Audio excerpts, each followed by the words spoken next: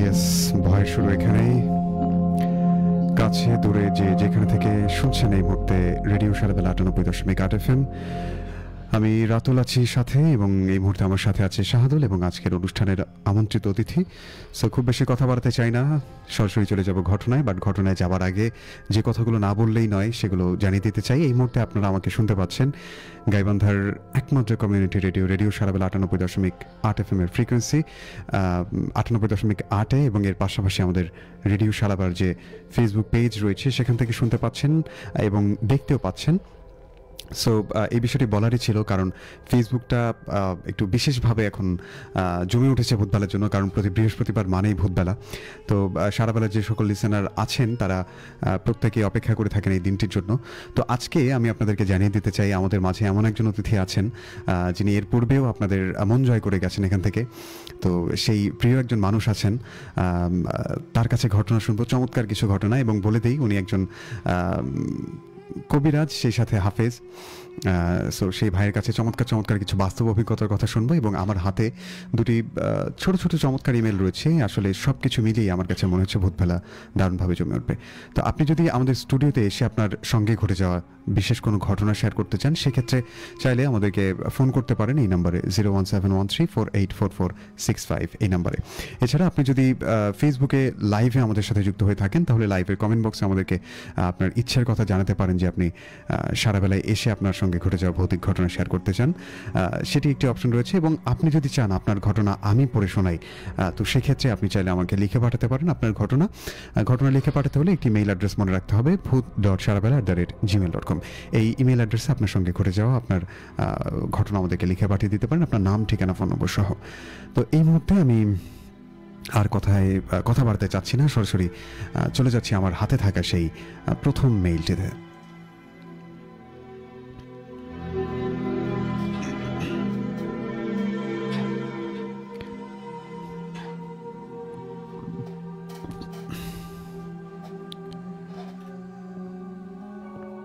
আসসালামু আলাইকুম রাতুল ভাই, আমার নাম HM হান্নান মিয়া। আমার বাসা দক্ষিণ কঞ্চিপাড়া কেতকির হাটে। আমি তুলসীঘাটে এক মসজিদে তারাবির নামাজ পড়াই। সেখানে আমার এক মুসল্লির সাথে ঘটে যাওয়া একটি বাস্তব ঘটনা এবং সত্য ঘটনাই আজ শেয়ার করছি। এই ঘটনাটি আজ থেকে অল্প কিছুদিন আগে ঘটে যাওয়া, এবং যার সাথে ঘটনাটি ঘটে ওনার নাম হচ্ছে রমজান আঙ্কেল। গাইবান্ধায় কোনো এক ফ্যাক্টরিতে চাকরি করেন। বলে রাখা ভালো, আমি যেই মসজিদে তারাবির নামাজ পড়াই ওই মসজিদের পশ্চিম পাশেই রমজান আঙ্কেলের বাসা, এবং ওই মসজিদের পাশে একটা বড় পুকুর রয়েছে। পাশাপাশি মসজিদের দক্ষিণ পাশে অনেক পুরনো একটা কূপ রয়েছে। ওই কূপের সাথেই মসজিদের অজুখানার উত্তর সাইডে আমার জন্য ছোট্ট একটা রুম ছিল। আমি রাতের বেলা ওই রুমেই থাকতাম। ওই রুমে একা থাকতে গিয়ে আমি প্রথম রাতেই ওই পুরনো কূপ থেকে অদ্ভুত কিছু আওয়াজ শুনতে পেতাম। যেমন মনে হচ্ছে কূপের উপর থেকে কেউ লাফ দিচ্ছে, আবার মনে হচ্ছে কয়েকজন লোক মিলে একজন মানুষকে কূপের ভেতর ফেলে দিচ্ছে। আবারও মনে হয় যে কূপের ভেতরে কেউ যেন সাঁতার কাটছে। এরকম বিভিন্ন রকম শব্দ আমার কানে ভেসে আসতো। আরও অনেক আওয়াজই শুনতে পাই। পরের দিন মসজিদের সভাপতি সাহেবকে আমার শোনাই সব কিছু বললাম। তখন তিনি আমাকে রমজান আঙ্কেলের সাথে ঘটে যাওয়া একটি ঘটনা শেয়ার করেন। উনি যেভাবে বলেছেন আমি সেভাবেই বলছি। রমজান আঙ্কেল ফ্যাক্টরিতে কাজ করে বাড়িতে ফিরতে ফিরতে প্রতিদিন অনেক রাত হতো। প্রতিদিন প্রায় রাত 12টার কাছাকাছি সময়ে তিনি বাড়ি ফিরে আসতেন। একদিন সন্ধ্যা থেকেই প্রচণ্ড বৃষ্টি হচ্ছিল। বৃষ্টির কারণে রমজান আঙ্কেলের বাড়ি ফিরতে অনেক বেশি দেরি হয়ে যেত। রাত প্রায় 1টা থেকে 2টা বাজত।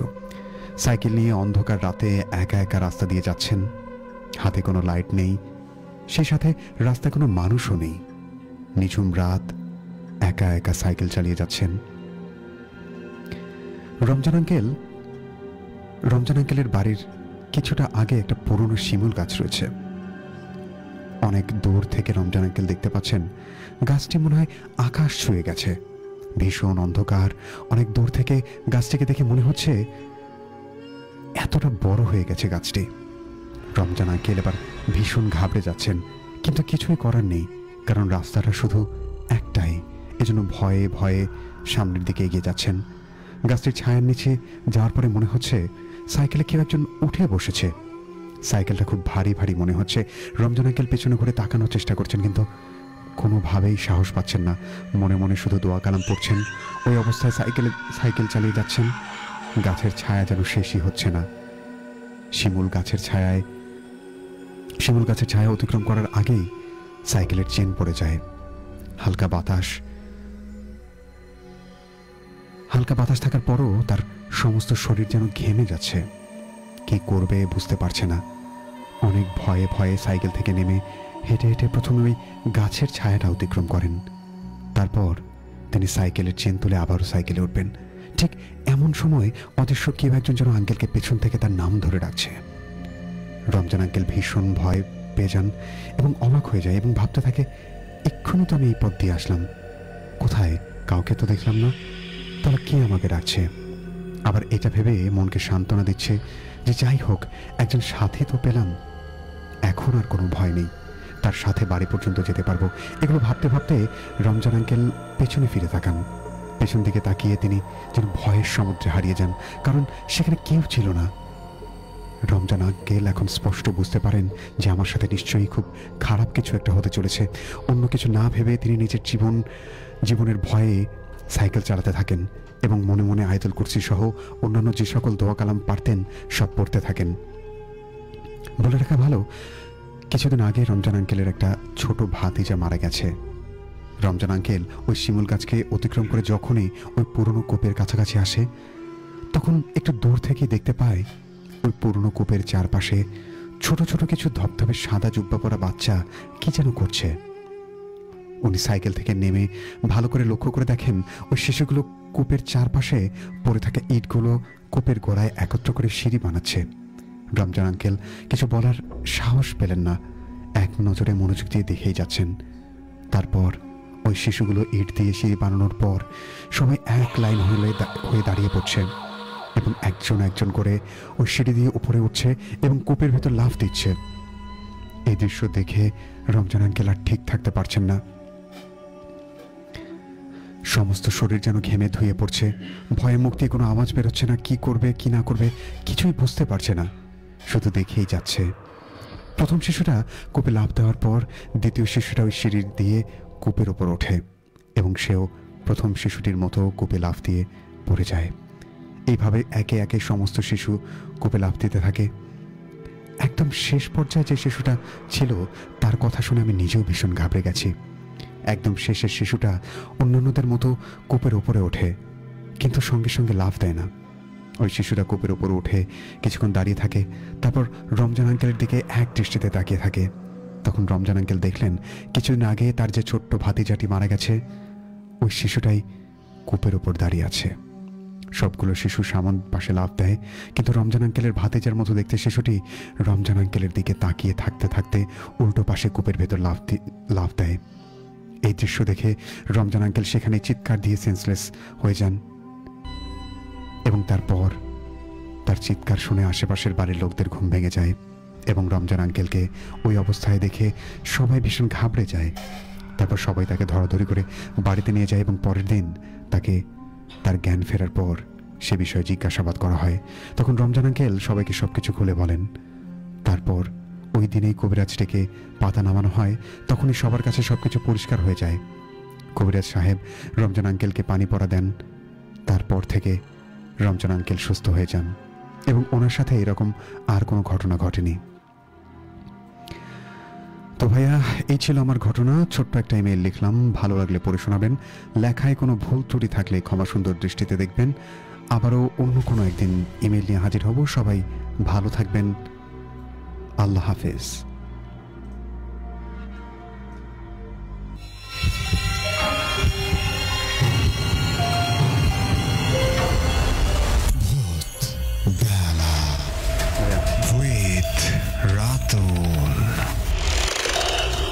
ভয়ের শুরু এখানে।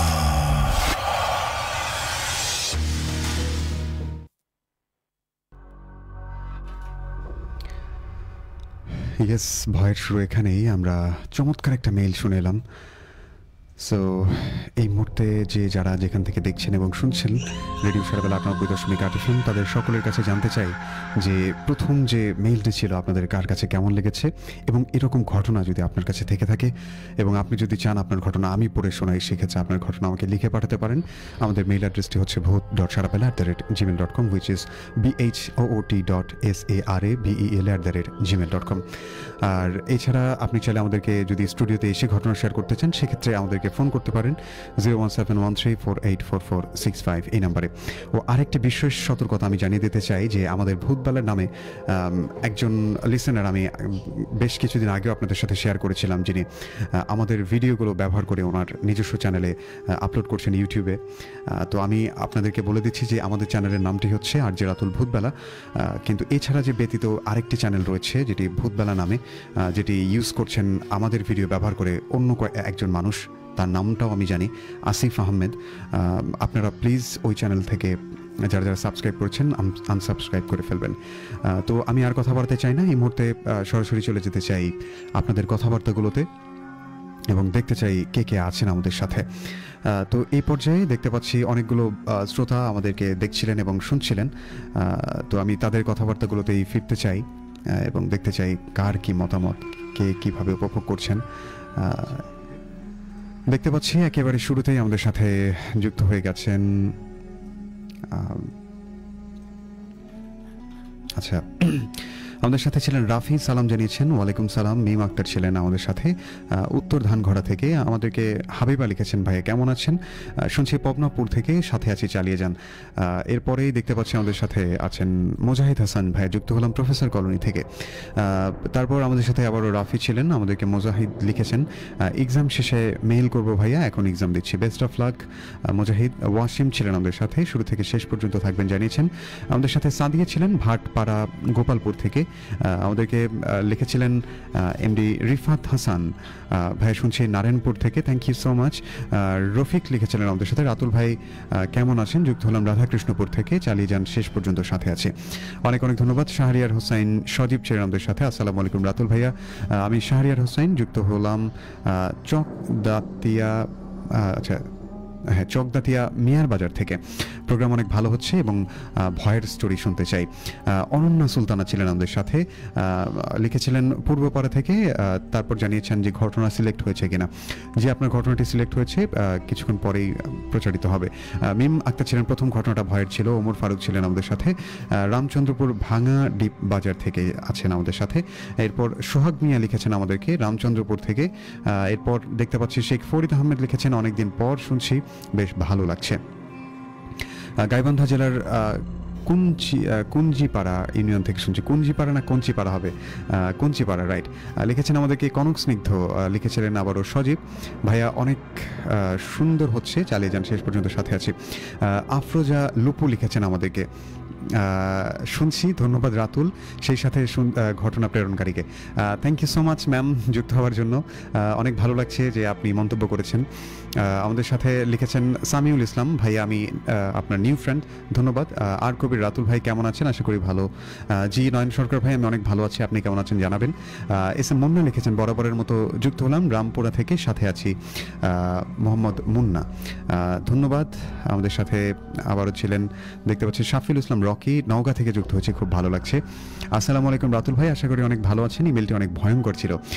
আমার ফেভারিট জাহিদুল ইসলাম বরকত ভাই আছেন আমাদের সাথে, উনি লিখেছিলেন, থ্যাংক ইউ সো মাচ বরকত ভাই, ভালো লাগলো আপনি মন্তব্য করেছেন। এরপর দেখতে পাচ্ছি যে চন্দিয়া থেকে নয়ন সরকার ভাই ছিলেন, ইমেলটা ভয়ানক লেগেছে, সত্যি গা ছমছমে, ঢোলভাঙ্গা বড় পাথার থেকে শুনছি, খুব ভয় লাগছে, অন্ধকারে দুজন মিলে শুনছি। পাপ্পু শেখ ভাই লিখেছেন, চমৎকার, অনেক সুন্দর হচ্ছে ভাইয়া, প্রোগ্রাম চালিয়ে যান। আমাদেরকে লিখেছিলেন Rafi, thank you so much. Monalisa লিখেছিলেন আমাদেরকে, ভাই আমি মোনালিসা গাইবান্ধা থেকে। রনি সরকার ছিলেন আমাদের সাথে উদয়খালী থেকে। এমডি আরিফুল ইসলাম ছিলেন আমাদের সাথে, উনি সালাম জানিয়েছেন, ওয়ালাইকুম সালাম। প্রিন্স আবু সাইদ ছিলেন আমাদের সাথে। তারপর ছিলেন আমাদের অমিত লিখেছেন তিনদহ বাজার থেকে শুনছেন। এমডি রফিক ছিলেন আবারও, প্রথম ইমেলটি অনেক ভয়ানক ছিল, thank you so much. Rafi ছিলেন আমাদের সাথে, হাসান মাহমুদ ছিলেন, ভাইয়া কেমন আছেন জানতে চেয়েছেন। নাদিম হোসেন রনি ছিলেন ঢাকা তেজগাঁও থেকে শুনছেন আমাদেরকে, thank you so much. MD Sajjad ছিলেন আমাদের সাথে, লিখেছেন ভাইয়া আমি গাইবান্ধা নিউ ব্রিজ থেকে শুনছি, অ্যাম্বুলেন্সের ঘটনা শুনতে চাই। এমডি ফুয়াদ লিখেছিলেন আমাদেরকে। ইবনে খালিদ ছিলেন আমাদের সাথে, আবারও আসবো রেডিওতে খুব তাড়াতাড়ি। অবশ্যই ওয়েলকাম ভাইয়া। ফারুকুল ইসলাম সজীব ছিলেন আমাদের সাথে। আলহামদুলিল্লাহ সজীব, অনেক ভালো আছি। কেমন আছো? অনেকদিন ভূতবেলায় দেখা নেই তোমার, তোমাকে পেয়ে ভালো লাগছে, আশা করি সাথেই থাকবে। লিখেছেন আমাদেরকে সিয়াম ভাই, আমি যুক্ত হয়ে গেলাম তুলসীঘাট বলরামপুর থেকে। রবিউল হাসান ছিলেন আমাদের সাথে সুন্দর জাহান মোড় থেকে যুক্ত হয়েছেন, thank you so much. Farida Akhtar ছিলেন, ভাইয়া কেমন আছেন? সজীব লিখেছেন ভাইয়া আরও একটু ভয়ের গল্প শোনান। অবশ্যই সজীব সাথে থেকো।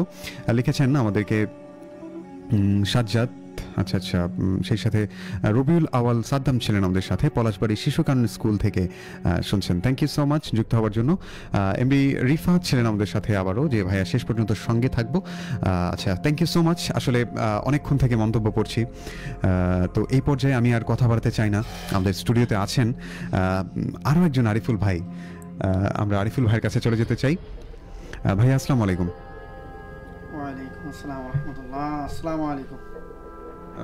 মাইক্রোফোনটা কানেক্ট হয়নি।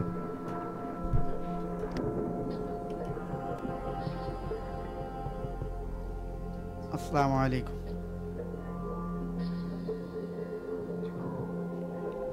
আসসালামু আলাইকুম। ওয়ালাইকুম সালাম ভাইয়া। জি রাতুল ভাই, ভালো আছেন আপনি? আলহামদুলিল্লাহ। আর যে দর্শক শ্রোতারা আমাদের ভূতবেলা দেখতেছে তাদেরকেও সালাম, সাথে যারা অমুসলিম ভাইরা আছে তাদেরকে অন্তর থেকে অভিনন্দন, ভালোবাসা রইল আমাদের ভূতবেলা দেখার জন্য। আলহামদুলিল্লাহ ভাই, আপনি আমাকে সুযোগ করে দেওয়ার জন্য আবার আপনাকে অসংখ্য ধন্যবাদ, যে আমি আবারও আসছি আপনাদের ভূতবেলায়। আপনি দর্শকদেরকে জানিয়ে দিচ্ছেন, পুরোনো অনেক দর্শক আছে, তারা তো জানেই যে আমি একজন কবিরাজ মানুষ। হ্যাঁ আসলে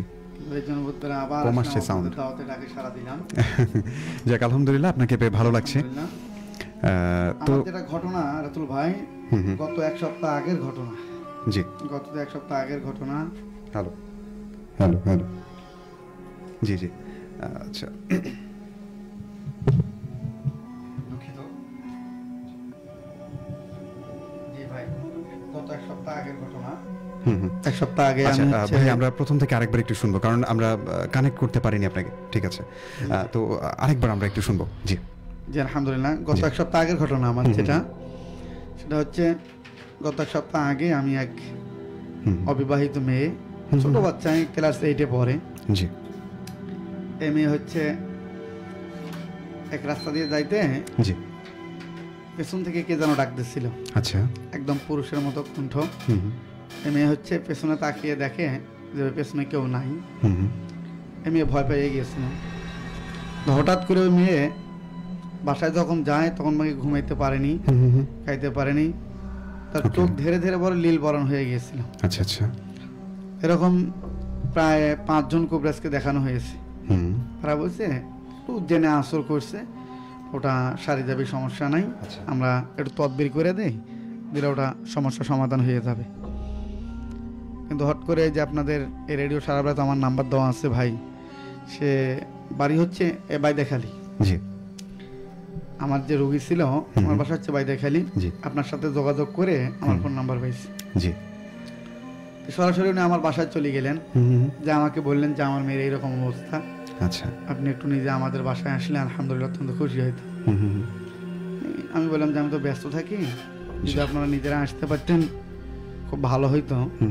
আপনি নিজে আসলে একটু খুব ভালো হইতো।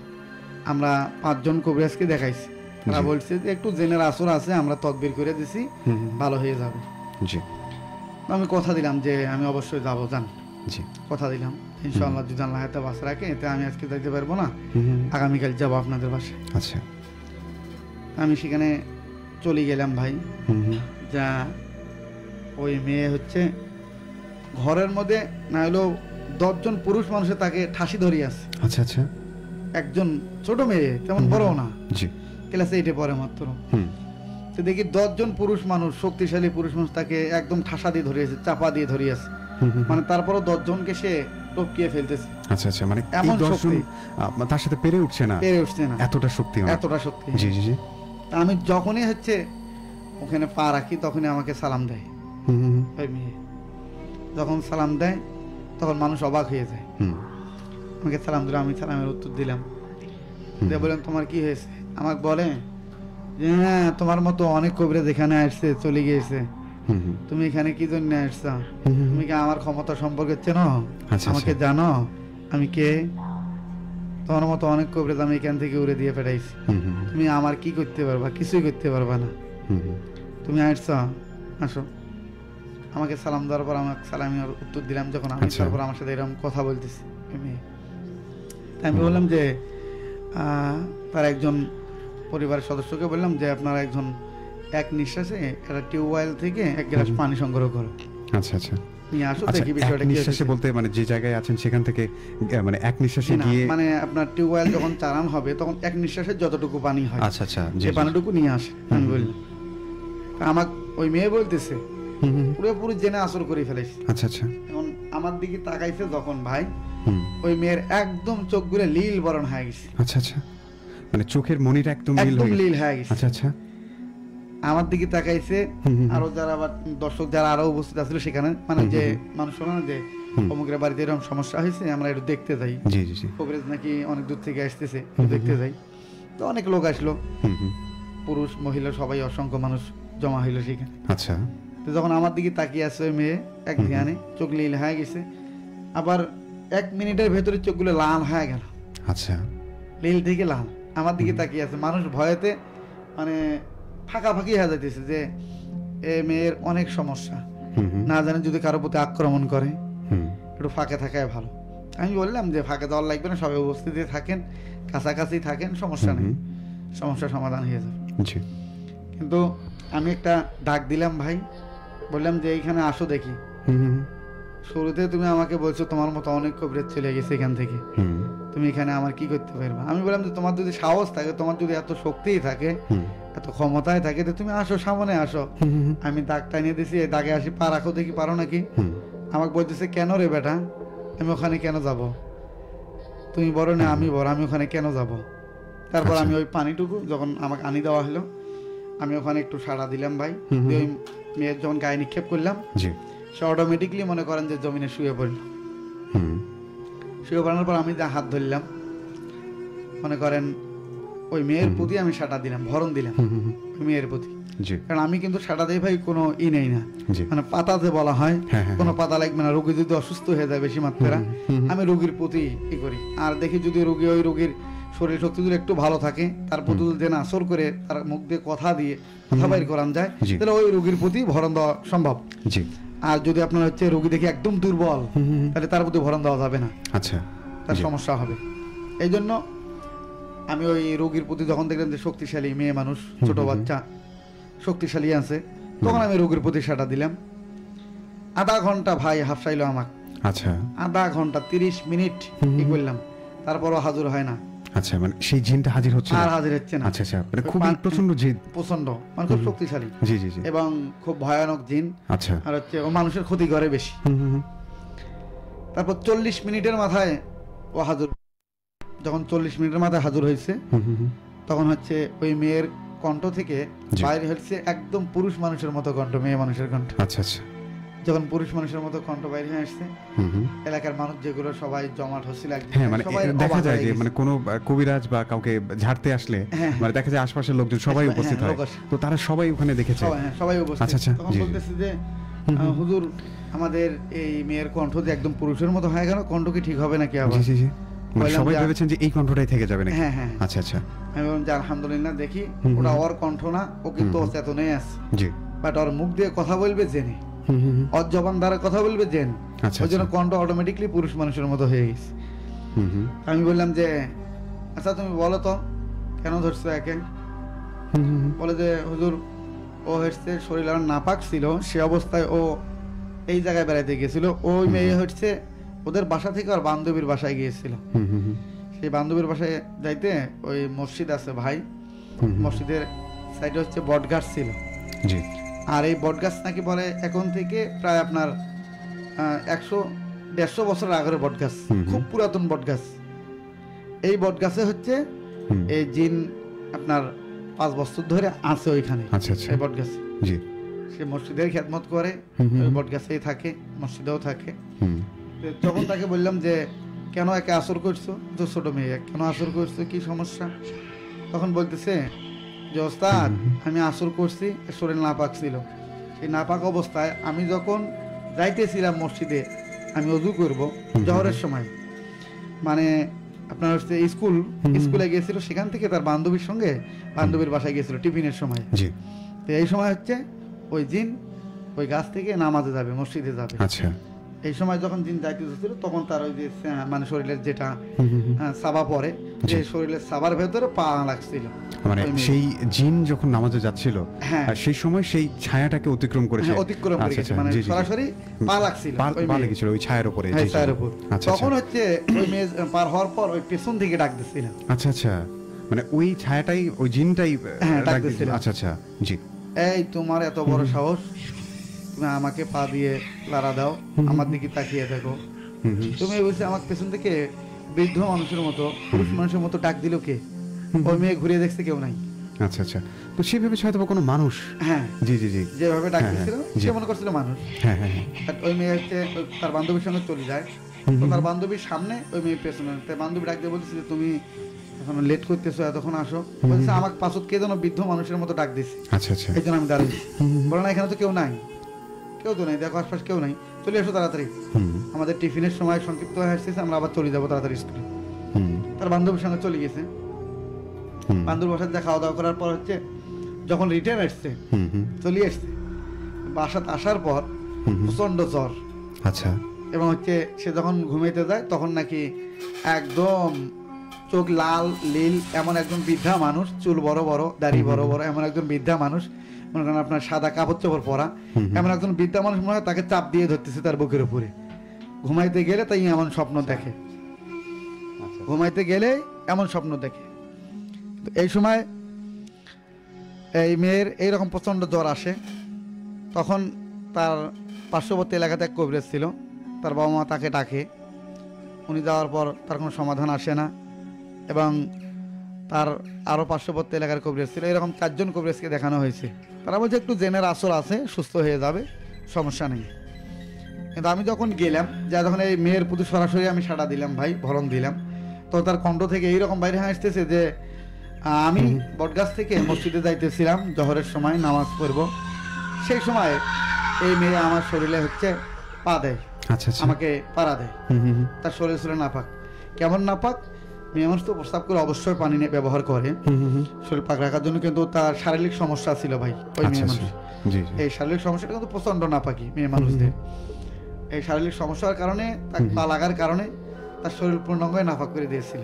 আচ্ছা আচ্ছা, জি জি, যে একজন মেয়ে মানুষের শরীর যখন নাপাক হয়, হুম, হুম, সে পূর্ণাঙ্গ নাপাক হয়ে থাকে। হুম, 3 দিন 1 সপ্তাহ এইরকম তাদের একটা মেয়াদ থাকে, এই সময়ের মধ্যে তারা আবার সুস্থ হয়। হুম, হুম, হুম, পূর্ণাঙ্গ তার শরীর নাপাক।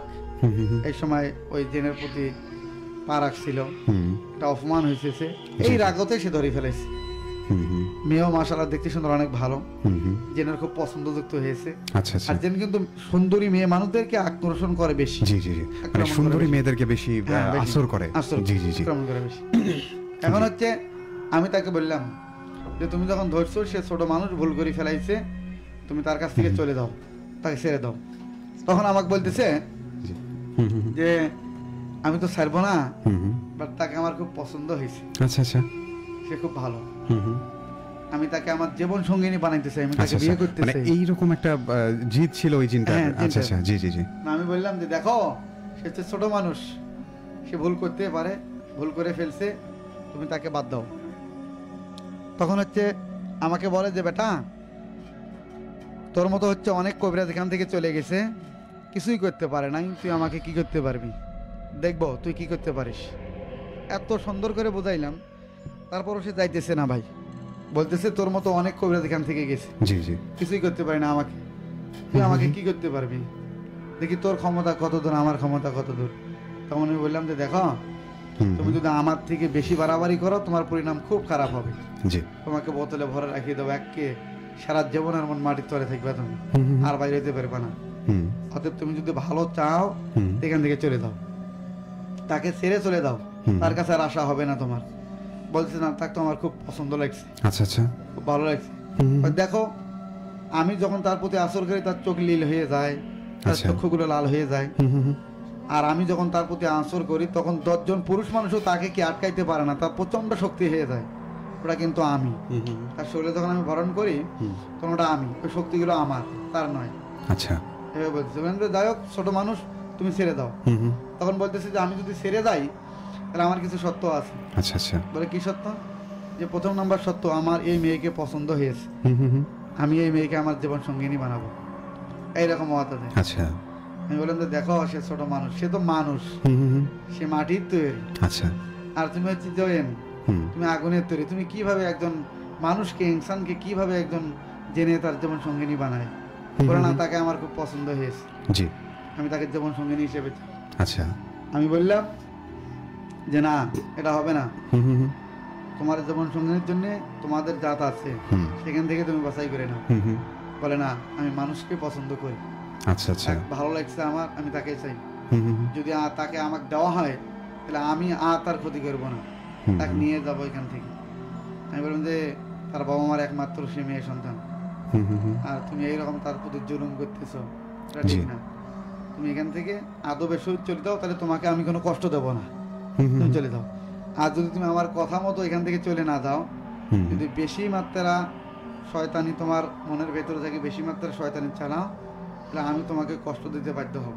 হুম, হুম, হুম, তখন বলতেছে আপনার কি এমন কষ্ট আছে? আপনার মতো কত কবিরাজ এখান থেকে চলে গেছে, আমার কিছুই করতে পারে নাই, আপনি কি করবেন? জি। আমি বললাম হুম, হুম, হুম, যে আমি কি করবো দেখতে চাও, তাহলে দেখাই। তখন একজনকে বললাম যে একটা গামছা নিয়ে আস, আচ্ছা।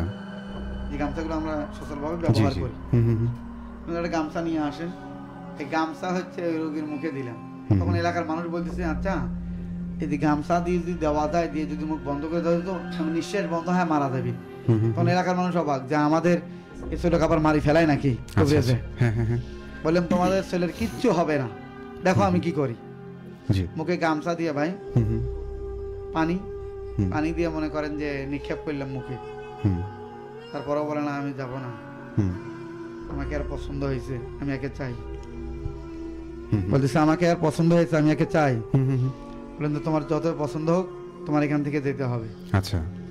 খুব 10 মিনিট তার সঙ্গে আমার টকশো হইল, তারপরও সে নড়তেছে না। বললাম তুমি যদি এখন না যাও তাহলে এখন তোমাকে আঘাত করতে বাধ্য হব। হুম, হুম, তখন বলতেছে কি এমন আঘাত করবা, হুম, হুম, করো দেখি।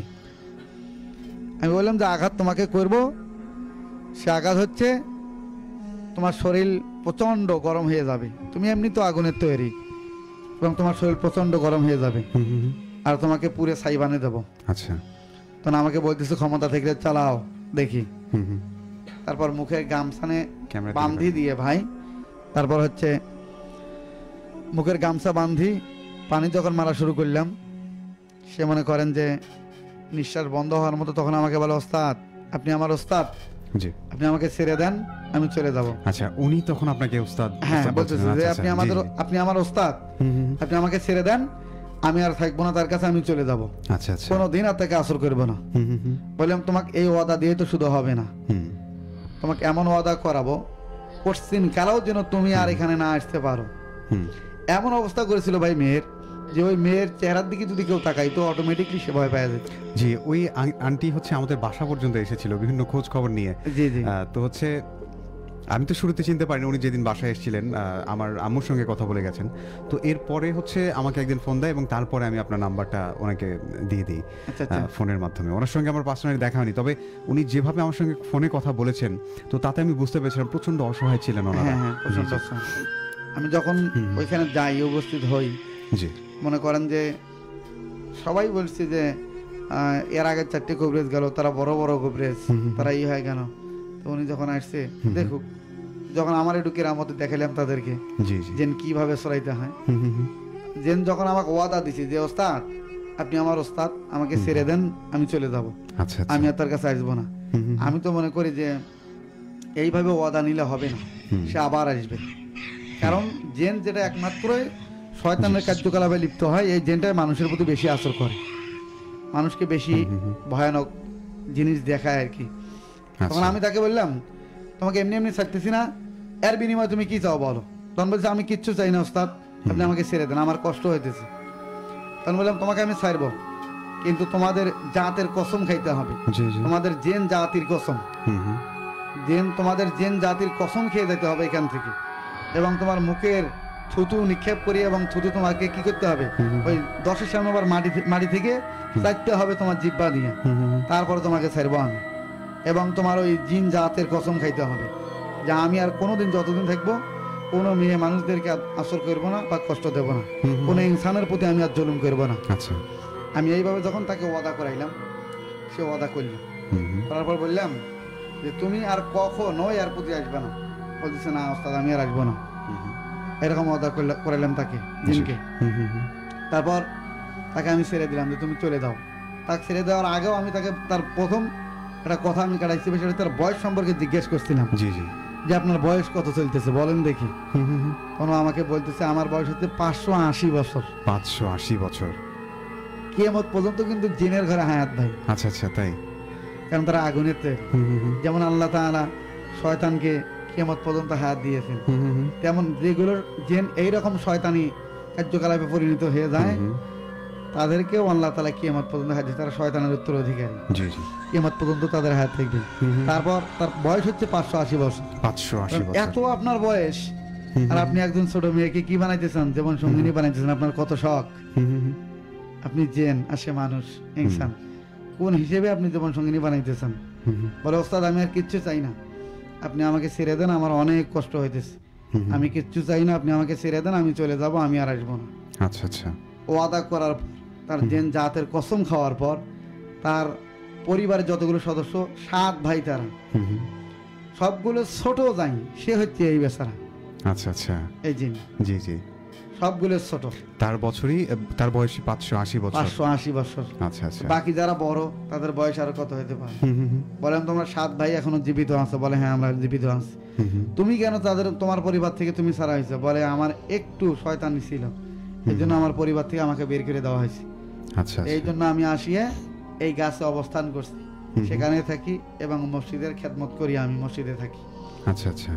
ওই মেয়ের আসর করছিল, ওই শরীর নাফাক ছিল, এই যে বান্ধবীর বাড়ি যাইতেছিল, এই সময় আসর করছিল। আচ্ছা, এই তখন থেকে এই আসর, মনে করেন 1 সপ্তাহ পর, 1 সপ্তাহ কবিরাজ দেখা ছিল, কোনো ই নাই, 4 জন দেখছিল। আমি 1 সপ্তাহ পরে গিয়েছিলাম, আপনার কাছ থেকে তখন নাম্বার সংগ্রহ করে আমার ডাকে। 1 সপ্তাহ পর আমি গিয়েছিলাম, যাই জেনকে আমি সরাইলাম। তারপর উনি অত্যন্ত খুশি হওয়ার পর বলতেছে যে হুজুর আমি 4 জন কবিরাজ দেখাইছি, কিছুই করতে পারে নাই, আপনার ওসরে করে যখন আল্লাহর রহমত জেন ছাড়িয়ে গেছে, আপনি তার বিনিময়ে কি চান? আচ্ছা। বললাম যে আপনি মন খুশি করে যা দিয়ে যাবেন তাই, আলহামদুলিল্লাহ। আচ্ছা আচ্ছা, আমার আর চাওয়ার কিচ্ছু নাই। আমি কিন্তু কোনো বাজেট করি না ভাই। না, এটা আমি জানি। কথা বুঝছেন? জি জি। আপনার রোগী সুস্থ হয়ে যাবে, আপনি এখন মন খুশি করে যা দিবেন তাই। যাই হোক, ওই মহিলা আমাকে 2500 টাকা দিয়েছিলেন, আলহামদুলিল্লাহ। আচ্ছা আচ্ছা, ঠিক আছে। জেন সারে দিছি এবং ওনার মেয়ের গা একদম বন্ধ করে রাখছি, যতদিন জীবিত থাকবে ইনশাআল্লাহ আর কোনোদিন জেন আসর করতে পারবে না তার মেয়েকে। এটা গত 1 সপ্তাহ আগেরই আমার ঘটনা, এই জন্য ঘটনাটা বললাম। বাহ, মাশাআল্লাহ। তো থ্যাংক ইউ সো মাচ। আমরা আরিফুল ভাইয়ের কাছে শুনলাম, এবং আরিফুল ভাইয়ের কাছে আমার নিজেরও কিছু জানার ইচ্ছে আছে, এবং আপনাদের মধ্যে থেকে যারা এই মুহূর্তে আমাদেরকে দেখছেন, আজকে যেহেতু আরিফুল ভাই আছেন, তো আপনাদের যদি কোনো বিশেষ জিজ্ঞাসা থেকে থাকে, কালো জাদু বা বানমারা সম্পর্কে, যে এবং এগুলো থেকে কীভাবে বেঁচে থাকতে পারে মানুষ, বা কোনো যদি লক্ষণ থাকে যে এসবের কী কী লক্ষণ হয়, যে কী কী কারণ থাকলে আমরা বুঝতে পারি যে কারো ওপর কালো জাদু করা হয়েছে, নাকি কোনো জিন আসর হয়েছে কিনা, সেই সকল বিষয় কিন্তু আপনারা কমেন্টের মাধ্যমে জিজ্ঞাসা করতে পারেন। আমরা যতটুকু পারি আপনাদেরকে চেষ্টা করব উত্তর দেওয়ার জন্য। তো অনেক অনেক ধন্যবাদ আরিফুল ভাইকে, উনি চমৎকার বাস্তব একটি অভিজ্ঞতার কথা আমাদের সাথে শেয়ার করলেন। তো এই মুহূর্তে আমি আসলে খুব বেশি কথা বলতে ইচ্ছে হচ্ছে না, আমার কাছে মনে হচ্ছে যে আরিফুল ভাইয়ের কাছেই পুরো সময়টা জুড়ে কথা শুনি। তো আসলে সেটার সুযোগ হবে না, কারণ আপনাদের কথাবার্তাগুলো পড়তে হবে। তো দেখতে পাচ্ছি আমাদের সাথে সোহাগ মিয়া লিখেছিলেন, অনেকক্ষণ আগেই কমেন্ট করেছিলেন এটা, যে ইমেলটা অনেক ভয়ানক ছিল। ধন্যবাদ। সোয়াইব ছিলেন আমাদের সাথে। ফরিদা আক্তার লিখেছিলেন আমাদেরকে, আমি আপনার নিউ ফ্রেন্ড। নরসিংদী থেকে শুনছিলেন আমাদেরকে, একজন, তার নাম লেখেননি, ছদ্মনাম ব্যবহার করেছেন। এস এম মুন্না লিখেছেন বরাবরের মতো যুক্ত হলাম রামপুরা থেকে। সোয়াইব লিখেছিলেন পরীক্ষার কারণে নিয়মিত যুক্ত হতে পারিনি। লিখেছিলেন আমাদেরকে মারুফ মিয়া আমাদের সাথে ছিলেন, ভাইয়া আমি মিয়ার বাজার থেকে যুক্ত হয়েছি, অসম্ভব ভালো লাগছে আজকের প্রোগ্রাম। ইলা রহমান আপু ছিলেন আমাদের সাথে, ভূতবেলা শুনছি ভালো লাগছে। অনেক অনেক ধন্যবাদ ইলা রহমান আপু আমাদের সাথে যুক্ত হওয়ার জন্য। আরিফুল ভাইয়ের ভৌতিক ঘটনাটা শুনে বেশ ভয় লাগছে, গা ছমছম করছে, নয়ন সরকার ভাই লিখেছিলেন। অনেক ভয় লাগছে মারুফ লিখেছেন। খন্দকার মেহেদী হাসান মানু লিখেছেন ভাইয়া আমিও ছোটোখাটো কবিরাজি করতে পারি। আচ্ছা আচ্ছা তাই। সুধা ছিলেন আমাদের সাথে। আচ্ছা মাসুদা, আচ্ছা এর নামের মাঝখানে আসলে এরকম স্পেস কেন দিতে হয় বলেন? লিখেছেন আমাদেরকে সুন্দরঝান মোড় থেকে মাসুদা ছিলেন আমাদের সাথে। আশরাফুল ইসলাম ছিলেন আমাদের সাথে। মাহিন লিখেছিলেন, আরও লিখেছিলেন আমাদেরকে আশরাফুল ইসলাম ভাইয়া পলাশপাড়া থেকে সাথে আছি, প্রোগ্রাম অনেক ভালো হচ্ছে লিখেছিলেন আমাদেরকে মাসুদা। এরপর লিখেছিলেন আমাদেরকে এইচ এম হান্নান মিয়া লিখেছেন কেমন আছেন ভাইয়া, আমার ইমেলটা সর্বপ্রথম প্লে করার জন্য অনেক অনেক ধন্যবাদ। আমি যেভাবে শুনেছি এবং লিখেছি তার থেকেও চমৎকারভাবে উপস্থাপন করেছেন। সত্যি আপনার ভুতুরে কণ্ঠের কোনো তুলনা হয় না। আসলে আমি আপনাদের প্রতি কৃতজ্ঞ, কারণ আপনারা যদি ঘটনাগুলো না পাঠাতেন তাহলে ভূতবেলা এত জনপ্রিয় হতো না। বিশেষ করে আমি মনে করি যে ইমেলগুলো মানুষের মনে বেশি দাগ কাটে, এবং মাঝে মধ্যে যদি কিছু বাস্তবিক অভিজ্ঞতার ঘটনা, মানে বাস্তবিক অভিজ্ঞতার কথা আমাদের অতিথিরা এসে শেয়ার করেন, সেই সকল ঘটনা আপনারা বেশি পছন্দ করেন। সো সর্বোপরি প্রত্যেককেই ধন্যবাদ। যে সকল অতিথি আমাদের স্টুডিওতে আসেন তাদেরকে ছাড়া তো অনুষ্ঠানটা চলবেই না, তারা তো বিশেষ, এবং যারা ইমেল পাঠান তারাও আসলে কোনো অংশেই কম নন এই ভূতবেলাটাকে বাঁচিয়ে রাখার জন্য। শুভ হোসেন লিখেছেন হাই রাতুল ভাই কেমন আছেন, যুক্ত আছে মাদারীপুর থেকে। সারাবেলা মানে ভূতবেলা আর ভূতবেলা মানে রাতুল ভাই। অনুষ্ঠান সুন্দর হচ্ছে, অনেক অনেক ধন্যবাদ ভাইয়া। শুভ হোসেন ভাই কেমন আছেন জানাবেন আপনি। এরপর দেখতে পাচ্ছি মারুফ লিখেছিলেন আমাদেরকে, মাহিন লিখেছেন প্রতিদিনের মতো আবারও যুক্ত হয়ে গেলাম, শুভকামনা জানিয়েছেন, অনেক অনেক ধন্যবাদ। অনেক ভালো হচ্ছে প্রোগ্রাম। মেয়েটিকে কি জিন ভর করেছে? আচ্ছা আচ্ছা ওকে। লিখেছেন আমাদেরকে প্রথম মেইলটা অনেক ভয়ের ছিল, কিন্তু বরকত ভাইয়ের ঘটনা অনেক দিন যাবৎ মিস করি। শুভ হোসেন ভাই লিখেছেন আমি নিজেও মিস করি, হয়তোবা খুব শীঘ্রই বরকত ভাই আমাদেরকে মেইল পাঠাবেন। এমডি রফিক ছিলেন রাতুল ভাই, ঘটনাগুলো অনেক ভয়ানক ছিল। আশরাফুল আলম লিখেছিলেন আমাদেরকে, আচ্ছা আমাদের সাথে ছিলেন রাতুল ভাই, প্রতিদিন অপেক্ষা করে থাকি এই অনুষ্ঠানের জন্য। আশরাফুল ইসলাম লিখেছেন আমি আর আমার ছাত্র মোত্তাকিন একসাথে আপনার ভূতবেলা শুনছি। রবিউল আওয়াল সাদ্দাম ছিলেন আমাদের সাথে। সিরাজুল ইসলাম লিখেছেন কেমন আছেন, আমি সিরাজুল ইসলাম, আচ্ছা থানা তাড়াশ, জেলা সিরাজগঞ্জ থেকে শুনছেন আমাদেরকে। সিরাজগঞ্জ থেকে ছিলেন আমাদের সাথে সিরাজুল ইসলাম ভাই, অনেক অনেক ধন্যবাদ। এরপর দেখতে পাচ্ছি আমাদের সাথে হরিপুর থেকে ছিলেন রেহান, সেই সাথে আরও অনেকেই ছিলেন। আসলে এতগুলো কমেন্ট পড়তেও ইচ্ছে করছে, আবার ভাবছি যে আরিফুল ভাইয়ের কাছে চলে যাবো। যাই হোক আমি শেষ থেকে কিছু কমেন্ট পড়ি। আমাদের সাথে ছিলেন শেখ শাকিল আহমেদ ভাইয়া, অনেক ভয় লাগছে, সবাই অনেক ভয় পেয়েছে। আরিফুল ভাইয়ের সাথে যোগাযোগ করতে চেয়েছেন, আপনি চাইলে আমাদের রেডিও সারাবেলায় ফোন করতে পারেন 01713484465। আমার সাথে যোগাযোগ করে তারপর ভাইয়ের নাম্বার আপনারা পেতে পারেন। লিখেছেন আমাদেরকে শাহ আলম লিখেছেন ভাই কেমন আছেন, অনেক ভালো আছি, আমাদের সাথে অনুষ্ঠানের শেষ পর্যন্ত থাকবেন বলেছেন নয়ন সরকার ভাই। পড়ালেখার জন্য এতদিন যুক্ত হতে পারেননি এমডি জিহাদ জানিয়েছেন। শাকিল আহমেদ ছিলেন আমাদের সাথে, ফুলবাড়ি সালাফি মাদ্রাসা গোবিন্দগঞ্জ থেকে আমাদের সাথে আছেন। রুমের সবাই ভূতবেলা শুনছে জানিয়েছে, অনেক অনেক ধন্যবাদ এবং শুভকামনা সবার জন্য। আরিফ নাহিদ ছিলেন আমাদের সাথে, অবশ্যই আমাদের সাথে যোগাযোগ করতে পারেন। ভিলেন লিখেছেন ভাইয়া আমি পৃথিবীর আচ্ছা বাইরে চলে গেছেন এই ঘটনা শুনে। আমাদেরকে লিখেছেন প্রোগ্রাম অনেক সুন্দর হচ্ছে, পুরোটা সময়ের সাথে থাকবেন বলে জানিয়েছেন। জাহিদুল ইসলাম আচ্ছা সাথে আছি খুলনা থেকে, অনেক অনেক ধন্যবাদ। রুমিয়া ছিলেন আমাদের সাথে, হাই ভাই কেমন আছেন। এরপর ছিলেন আরও অনেকে, মাহিন ছিলেন, রামচন্দ্রপুর থেকে মোহাম্মদ আরিফুল ইসলাম ছিলেন, আসলে আরও অনেকেই ছিলেন। হাসানুর আহমেদ রিফাত ছিলেন আমাদের সাথে, রিগেন ছিলেন, আচ্ছা সেই সাথে আরও অনেকেই ছিলেন। আমি আসলে আচ্ছা দেখতে পাচ্ছি জিনের কাছে মায়ের শক্তি থাকে লিখেছেন নয়ন ভাই। শামীম শেখ ছিলেন, আসসালামু আলাইকুম রাতুল ভাই কেমন আছেন, অনেক ভালো আছি আলহামদুলিল্লাহ, আপনি কেমন আছেন ভাইয়া। গাজীপুর মৌচাক থেকে ছিলেন আমাদের সাথে রিফাত। আলী হোসেন লিখেছিলেন বরকতপুর থেকে, ধন্যবাদ। আচ্ছা ওকে, খন্দকার মেহেদী হাসান মানু ভাইকে একজন ট্যাগ করেছেন, মোহাম্মদ মেহেদী হাসান সরকার, আচ্ছা সেম। এরপর দেখতে পাচ্ছি আরও অনেকেই ছিলেন আমাদের সাথে। আসলে রোজ লিখেছেন আমাদেরকে, ভাইয়া জিমেইল সার্চ দিলে আসে না। আচ্ছা আচ্ছা, আপনি জিমেইল সার্চ করলে কেন আসে না? আমাদের হচ্ছে যেহেতু ফেসবুক লাইভে দেখছেন, আপনি মেল অ্যাড্রেসটি চেক করতে পারেন এখানে bhoot.sarabela@gmail.com। আর ওকে ওকে ফাইন। তো যাই হোক, আর কথা বলতে চাই না। শাহ আলম ছিলেন আমাদের সাথে শরীয়তপুর থেকে, অনেক অনেক ধন্যবাদ। এস এম মুন্না ছিলেন আমাদের সাথে। আচ্ছা আচ্ছা, আমাকে খুশি খুশি লাগছে আজকে ঘটনাগুলো চমৎকার হচ্ছে, এই জন্য খুশি খুশি লাগছে। তো যাই হোক, আমি আসলে আরিফুল ভাইয়ের কাছে কিছু প্রশ্ন দিয়ে আসলে শুরু করতে চাই এবং তার কাছে ফিরতে চাই। দেখতে পাচ্ছি আমাদের সাথে আরও অনেকেই যুক্ত হচ্ছেন, আপনারা যুক্ত হতেই থাকুন। আচ্ছা, তো আরিফুল ভাইয়ের কাছে আমার প্রথম প্রশ্ন, আসলে মানুষ কিভাবে বুঝতে পারে যে আসলে তাকে জিন আসর করেছে নাকি বা বান মারা হয়েছে? এই বিষয়গুলো আসলে কি কি লক্ষণ থাকলে মানুষ আসলে বুঝতে পারে যে তার উপর বান মারা হয়েছে? বা জি জি, বান মারা থেকে আমরা জি জি, আলহামদুলিল্লাহ। আপনি কোশ্চেন করার জন্য আপনাকে অসংখ্য ধন্যবাদ ভাই। প্রথম, যদি কোনো ব্যক্তিকে জেনে আসর করে, তার কথা অটোমেটিকলি চেঞ্জ হয়ে যাবে। আচ্ছা, তার আচরণ, তার যে ব্যবহারটা ছিল সে ব্যবহারটা থাকবে না, সে ব্যবহারটা খুব হার্ড হয়ে যাবে। আচ্ছা, জিন যদি কোনো মহিলাকে আসর করে, জি, তার দ্বিতীয় ধাপ হচ্ছে তার স্বামী তার কাছে থাকতে পারবে না। কোনো মহিলাকে যদি জিন আসর করে, তার স্বামী কিন্তু তার কাছে থাকতে পারবে না। আচ্ছা, এবং বাচ্চা কাচ্চা কেউ কাছে আসতে পারবে না। আচ্ছা, এটা হচ্ছে মহিলাদের ক্ষেত্রে। হ্যাঁ, মহিলাদের ক্ষেত্রে। পুরুষ মানুষ বা ছোট বাচ্চা, হ্যাঁ, পুরুষ মানুষকে জেন আসর করবে না ভাই, কিন্তু পুরুষ মানুষকে জেন ক্ষতি করবে। যদি সে পুরুষ মানুষের শরীর নাপাক থাকে আর ওই পুরুষ মানুষের সাথে যদি জেনের কোনো হয়, তাহলে জিন হচ্ছে ওই পুরুষ মানুষকে ক্ষতি করবে। যেমন ক্ষতি, তার কল্লা ভেঙে দিবে, তার হাত ভেঙে দিবে। এই জন্য যেটা ধাপ, সেটা হচ্ছে প্রথম ধাপ, ওই মেয়ের আচরণ খুবই খারাপ হয়ে যাবে। তার আচরণ এতটা খারাপ হবে যে তার আচরণে সবাই অসন্তুষ্ট হয়ে যাবে। তার পরিবারের যত সদস্যবৃন্দ আছে সবাই অসন্তুষ্ট হয়ে যাবে তার আচরণ দেখে।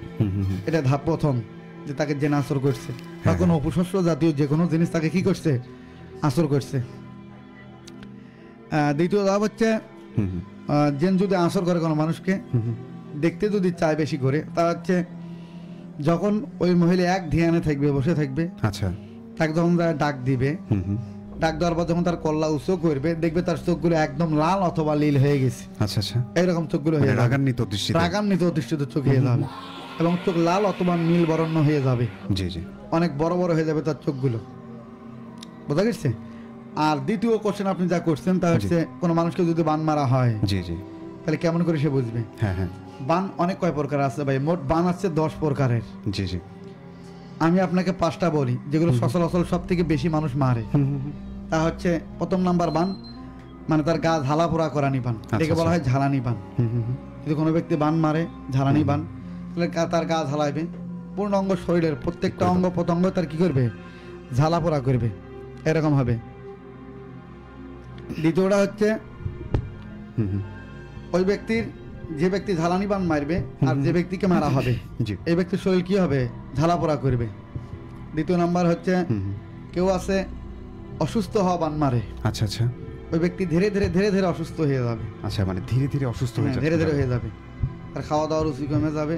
প্রথম শুরু হবে তার মাথা থেকে, তার মস্তক থেকে। প্রথম ওই বান আঘাত করবে তার মাথাতে। আচ্ছা, তার মাথার ব্রেন এমন হয়ে যাবে ধীরে ধীরে যে তার মাথার ব্রেনটা কোনো কাজ করবে না, আচ্ছা, অসুস্থ হয়ে যাবে, এমন হবে। আচ্ছা, এবং তৃতীয়টা হচ্ছে, ওই ব্যক্তির শরীর এতটাই অসুস্থ হবে সে খাইতে পারবে না, চলাফেরা করতে পারবে না, আচ্ছা আচ্ছা, সে ধীরে ধীরে অসুস্থ হয়ে যাবে। এটা হচ্ছে দ্বিতীয় বান। আচ্ছা, এবং তৃতীয় বান যেটা হচ্ছে, সেটা হচ্ছে ডাইরেক্টলি মানুষকে হিট করা, আচ্ছা, মানে মানুষকে মেরে ফেলা বাইরে, জি জি, দ্রুত গতিতে। এই যে আমার 1 ঘন্টা অথবা 5 ঘন্টা সময়ের মধ্যে এই ব্যক্তি মারা যাবে, সে মারা যাবে, এমন বান।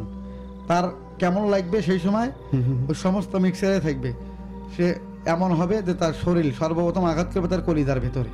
আচ্ছা আচ্ছা, সে মনে করে আমার কলিজা ফেটে যাইতেছে, খুব পিপাসার ভাব হইতেছে, আমার পানি লাগবে। এই পানি যদি ওই ব্যক্তিকে খিলানো হয়, সে সঙ্গে সঙ্গে মারা যাবে। আচ্ছা আচ্ছা, কলিজা ফেটে রক্ত আসবে, নাক এবং মুখ, চোখ, কান সব দিক দিয়ে রক্ত আসবে, বোঝা গেছে? জি জি জি, এই ব্যক্তির সঙ্গে সঙ্গে মারা যাবে বান মারার পর। যেটা চতুর্থ নাম্বার হচ্ছে, সেটা হচ্ছে বান মারা যায় পাখির সাথেও। সে পাখি হচ্ছে কবিতর, সাদা পাখি। আচ্ছা আচ্ছা, সাদা কবিতর লাগবে। জি, এই সাদা কবিতরের হচ্ছে, এই সাদা কবিতরের আপনার পাত দেখি, তার হচ্ছে পায়ের আঙ্গুলের ছাপ সাদা কবিতরের, এবং ওখানে হচ্ছে তদবির করিয়ে ওই কবিতরের পাগার উপর লিখতে হবে ভাই। এটা হচ্ছে বান এক প্রকারের। কবিতরের পাগার উপর ওই তদবির লিখতে হবে, যার প্রতি বান মারানো হবে। যখন ওই কবিতরের পাগার প্রতি তদবির করবে, করিয়ে যখন সারি দেওয়া হবে, ওই কবিতরটা ধীরে ধীরে অসুস্থ হয়ে যাবে। ওই কবিতরটা যে কয়দিন থাকবে ওই ব্যক্তিটা ওই কয়দিন থাকবে। ওই কবিতর যেদিন মারা যাবে ওই ব্যক্তিও সেদিন মারা যাবে, এমন বান। আচ্ছা।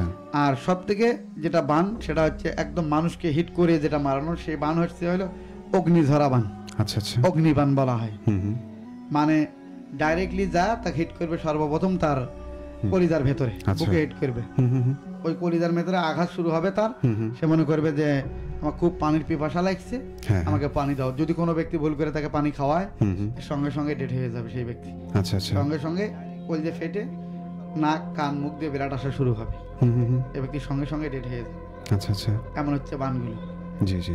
তদবির শুধু হয় সাদা পশুর উপর, আর একটা তদবির হয় কালো পশুর উপর। জি। যেমন আপনার কালো ছাগল আছে ভাই, কালো ছাগলের দড়ি দিয়েও বান মারা যায়। জি, কালো ছাগলের দড়ি দিয়ে। আচ্ছা আচ্ছা, বোঝা গেছে। আবার সে দড়ির মাপ আছে আপনার হচ্ছে গলা পর্যন্ত, গলা থেকে নিয়ে আপনার যে খুঁট দেয় না সেটা রাখার জন্য মাটিতে, এখান থেকে গলা থেকে নিয়ে 1 হাত পরিমাণ আচ্ছা দড়ি যদি সংগ্রহ করা যায়, এটা দিয়েও বানের কাজ হয়। এবং হচ্ছে আপনার সাদা কবিতর, পশুর মধ্যে যেগুলো পাখি জাতীয়, সাদা কবিতর, সাদা মোরগ, এবং প্রাণীর মধ্যে সাদা ঘোড়া। সাদা ঘোড়া একদম সাদা, এক কালারের সাদা ঘোড়ার চামড়া। তারপর হচ্ছে আপনার ছাগলের মধ্যে কালো ছাগল, সাদা মোরগ। আচ্ছা আচ্ছা, যেগুলো সবকিছু এই সাদা কালারের, সাদা সাদা এবং কালো, এগুলো দিয়ে মানুষ বান বেশি মারে। এবং সব থেকে হিট করা বান হচ্ছে ওঠে যেটা মানুষকে অগ্নিবান বলা হয়। আচ্ছা, মানে এগুলো হচ্ছে বান মারার তো হচ্ছে বিভিন্ন প্রকার আপনি বললেন। মানে ধরেন কোন একটা মানুষকে বান মারা হয়েছে, মানে সে আসলে কি লক্ষণগুলো দেখে বুঝতে পারবে যে তাকে বান মারা হয়েছে? লক্ষণ, সর্বপ্রথম লক্ষণ হচ্ছে যদি তাকে মানে একটা মেদ আছে যে 1 মাসের ভেতরে, সেই মেদটা হচ্ছে যখন কোনো পশুর সাথে তার ওই তদবির করা হয়েছে, বানটা করা হয়েছে। যেমন আপনাকে বলি একটা উদাহরণস্বরূপ, আপনার হচ্ছে কবিতর, সাদা কবিতর। এই কবিতরের যে পাখা, এই পাখার সঙ্গে কিন্তু তদবির করা যায়। আচ্ছা আচ্ছা। যদি কোনো কবিরাজ ওই ব্যক্তির নাম লেখে তদবিরের সঙ্গে, ওই কবিতরটা ছেড়ে দেয়, ওই কবিতরটা ধীরে ধীরে অসুস্থ হয়ে যাবে ভাই। আচ্ছা আচ্ছা। ওই কবিতরটা ধীরে ধীরে অসুস্থ হয়ে যাবে এবং ওই ব্যক্তি অসুস্থ হয়ে যাবে। এতে যদি কোনো ব্যক্তি, ওই ব্যক্তি বুঝ দেয়, কবিরাজকে ডাকে বা কবিরাজের কাছে যায়, ওই ব্যক্তিকে যদি পাতা দিয়ে বুঝ দেওয়া হয়, যদি বলে দিতে পারে ক্লিয়ার, তাহলে ওই ব্যক্তি যায় কাটি নিয়ে আসলো, সে সুস্থ হয়ে গেল। আর যদি আদিশ পায়, ওই ব্যক্তি দিশ পাওয়ার একটা হবে, সেটা হচ্ছে যে আমার শরীর সর্বপ্রথম শরীর শুকিয়ে যাবে, সে খাইতে পারবে না, আচ্ছা আচ্ছা, ধীরে ধীরে অসুস্থ হয়ে যাবে। যেমন হচ্ছে একটা রোগ আছে ভাই, গ্রামের রোগটা হচ্ছে জন্ডিস, যেটাকে বলা হয়। জন্ডিস হলে খাইতে পারে না মানুষ, খাবার গন্ধ গন্ধ লাগে। তেমনই হচ্ছে ওই বান মারা ব্যক্তির প্রতি খাবার প্রত্যেকটা গন্ধ গন্ধ স্বরূপ মনে হবে, যে গন্ধ লাগে আমি খাইতে পারিনি, এমন। আচ্ছা আচ্ছা। তার পেটের লিভার পচে যায়, লিভার পচে যায়। আচ্ছা আচ্ছা। এটা মেয়াদি বান। মেয়াদি বান কোনটা? যেটা 1 মাস অথবা 2 মাস বা 3 মাস। 2 মাস হবে না, বেজোড়া মাস লাগবে। 1 মাস, 3 মাস, 5 মাস, 7 মাস অথবা 11 মাস। আচ্ছা আচ্ছা। এগুলো বেজোড়া মাসে মেয়াদাওয়ানি বান হয়। বোঝা গেছে? এটা হচ্ছে কবিতরের উপর তদবির করা। আর অগ্নিঝরা যেটা বান, সেটা হচ্ছে ডাইরেক্টলি হিট করা। তার নাম লিখিয়ে তার বাড়িমুখী যদি হচ্ছে পাউডার হোক, ধুলে হোক, রাস্তার ধুলে হোক, এগুলো নিক্ষেপ করা ফু দিয়ে। আচ্ছা আচ্ছা। ওই ধুলে যদি তার বাড়ির রাস্তার সামনের দিকে রওনা করে বাতাসের সাথে, ওই ধুলের কণা যতটুকুই যাবে তার বাড়ির রাস্তার দিকে, ওই বান ওই দিকে দৌড়ে যাবে তার বাড়ির দিকে। আচ্ছা আচ্ছা। ওই ব্যক্তি যেখানে থাকুক না কেন, সেইখানে যা হিট করবে। এটা হচ্ছে বাতাসি বান, মানে বাতাসের সাথে নিক্ষেপ করা। আচ্ছা আচ্ছা। এটাকে বলা হয় অগ্নিঝরা বান। এই বান যদি কোনো ব্যক্তিকে মারা হয়, অতিরিক্ত হইলেও ওই ব্যক্তি মনে করেন আপনার 24 ঘন্টা, আচ্ছা আচ্ছা, 24 ঘন্টার মধ্যে সে ডেড হয়ে যাবে, তার পুরো শরীর পুড়িয়ে যাবে। এটাকে বলা হয় অগ্নিঝরা বান। আচ্ছা আচ্ছা। আর ওই ব্যক্তিগুলো এইভাবে দিশ পাবে কোন ভাবে, যে যদি বান মারে কোনো ব্যক্তি, তাহলে তার সর্বপ্রথম যেটা অসুবিধা সেটা হচ্ছে তার শরীর শুকিয়ে যাবে, খাইতে পারবে না। কথা বুঝতে পারছেন? এই হচ্ছে আপনার এই প্রথম এবং দ্বিতীয় কোশ্চেনের উত্তর ভাই। জি। আর যদি কোনো কোশ্চেন থাকে তো বলতে অনেক পারেন। অনেক ধন্যবাদ ভাই, আপনার কাছে অনেক কিছু জানলাম, বা মানে আমারও জানা হলো, এবং এর পাশাপাশি অনেকগুলো লিসেনার যারা এই মুহূর্তে শুনছিলেন এবং দেখছিলেন তাদেরও জানা হয়ে গেল। তো আমি আসলে জানতে চাই যে কোনো প্রশ্ন আছে কিনা, যে সকল অতিথি এই মুহূর্তে আমাদেরকে, যে সকল লিসেনার আমাদেরকে এই মুহূর্তে দেখছিলেন আর কি, আমি আসলে জানতে চাই যে আপনাদের কোনো বিশেষ প্রশ্ন আছে কিনা কালো জাদু বা হচ্ছে এই সব সম্পর্কে, যে সেগুলো আমাদেরকে প্রশ্ন করতে পারেন ফেসবুক লাইভের মাধ্যমে। এরপর দেখতে পাচ্ছি আমাদের সাথে লিখেছিলেন মুরসালিন, মুন্সিগঞ্জ থেকে শুনছেন আমাদেরকে। আসলে আজকের ঘটনাগুলো একেবারে বাস্তবতার সাথে মিল রেখে এবং বাস্তব অভিজ্ঞতাই শেয়ার করছেন আমাদের সাথে আমাদের আজকের অনুষ্ঠানের প্রথম অতিথি আরিফুল ইসলাম ভাই। তার কাছেই জানছিলাম এতক্ষণ, মানে কালো জাদু কীভাবে করা যায়, এবং যে কারো উপর যদি কালো জাদু করা হয় অর্থাৎ বান মারা হয়, তো সেটা কীভাবে এবং কত প্রকারভাবে হতে পারে সেসব জানতে পারছি। এবং এরপরেই আমরা ভাইয়ের কাছে জানতে চাইবো যে এবং এখান থেকে কিভাবে মুক্তি পাওয়া যায়, এবং কেউ যদি বুঝতে পারে যে তাকে ব্ল্যাক ম্যাজিক করা হয়েছে বা বান মারা হয়েছে, তো সেই সময় সেই ব্যক্তিরা কিভাবে জানতে পারবে, মানে সমাধান করতে পারবে কীভাবে, সেই প্রশ্নগুলো আর উত্তর আমরা জানতে চাই আরিফুল ভাইয়ের কাছে। জি জি ভাই, যদি কোনো ব্যক্তিকে এরকম বান মারে আর যদি সে বুঝতে পারে যে আমার প্রতি বান মারা হয়েছে, জি, তো এই ব্যক্তি যদি দ্রুত গতিতে কবিরাজের কাছে যায়, যদি কবিরাজ ভালো হয় তাহলে সে সাটা দিয়ে দেখবে যে না ওই ব্যক্তির প্রতি বান মারা হয়েছে, তখন কবিরাজগুলো কাটতে পারবে। আচ্ছা আচ্ছা, কবিরাজগুলো কেটে দিবে। জি জি।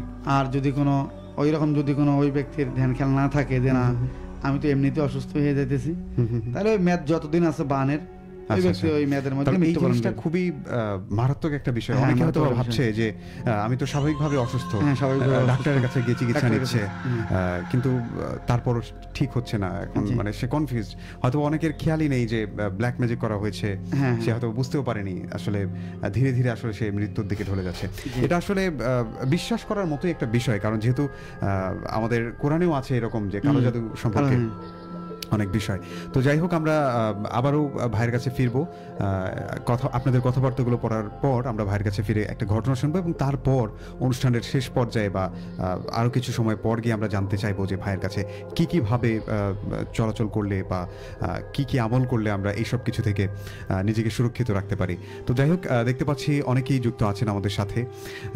একদম শুরুতেই যদি দেখি, এখানে আমাদের সাথে ছিলেন এমডি মাসুদ, লিখেছেন হাই হ্যালো ভাইয়া, ঘটনাটা অনেক ভয়ানক ছিল। রবিউল ইসলাম লিখেছিলেন আমাদেরকে।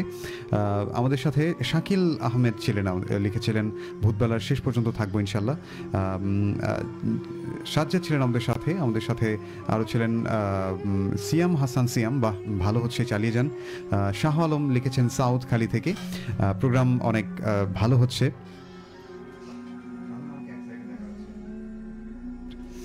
লিখেছেন আমাদেরকে সাউথখালি থেকে শাহ আলম, অনেক ভালো হচ্ছে। এরপর দেখতে পাচ্ছি অনেক ভয় লাগছে, লিখেছিলেন মাসুদা। এরপর ইসরাত জাহান লিখেছিলেন আমাদেরকে আমার রুমমেট সবাই মিলে শুনছি বিছানায় এক কোনায় জড়সড় হয়ে বসে। এরপর দেখতে পাচ্ছি নীরবে ভূতবেলা শুনছি। প্লাবন লিখেছেন খুব ভালো হচ্ছে, চালিয়ে যাও। লিখেছেন আমাদেরকে পূর্বপাড়া থেকে শুনছি সোয়াইব লিখেছেন। হাসানুর আহমেদ রিফাত লিখেছেন। এরপর দেখতে পাচ্ছি নয়ন সরকার, ভয় লাগছে। খন্দকার মেহেদী হাসান মানু ভাইয়া লিখছেন যে আমরা 10-12 জন বন্ধু মিলে বাজারে শুনছি, ভয় পাচ্ছি কিন্তু পাচ্ছি না। Thank you so much. তো এই পর্যায়ে দেখতে পাচ্ছি আমাদের সাথে ছিলেন এমডি শামীম শেখ, মোরসালিন ছিলেন আমাদের সাথে আরও ছিলেন রাশেদ আহমেদ, আমাদের সাথে লিখেছিলেন আব্দুর রহমান আসিফ গড়দিঘি থেকে যুক্ত আছেন। ঘোড়াবান্ধা থেকে আমাদের সাথে ছিলেন একজন আরিফ মণ্ডল, লিখেছেন ভাই আমি গাজীপুর কোনাবাড়ি থেকে শুনছি, খুব ভয় লাগছে। ওয়াসিম লিখেছেন বাঁশঝাড়ে বসে শুনছি, অনেক ভয় লাগছে। আপনি সত্যিই কি বাঁশঝাড়ে আছেন নাকি আমাদেরকে ভয় পাওয়ানোর জন্য বললেন এটা? জানাবেন সত্যিটা। এরপরেই দেখতে পাচ্ছি এমডি সোহাগ সরকার, ভাই আমি ঘোড়াবান্ধা থেকে শুনছি, অনেক ভয় লাগছে। তো থ্যাংক ইউ সো মাচ। আমরা আসলে আর কথা বাড়তে চাই না। লিখেছেন আরও, আপনারা লিখতেই থাকুন এবং আপনাদের মতামত জানাতে থাকুন যে আপনাদের কার কাছে কেমন লাগছে, এবং এই ধরনের ঘটনা যদি আপনার সঙ্গে ঘুরে গিয়ে থাকে অবশ্যই আমাদেরকে জানাতে পারেন। আপনি সরাসরি ফোন করতে পারেন আমাদেরকে 01713484465।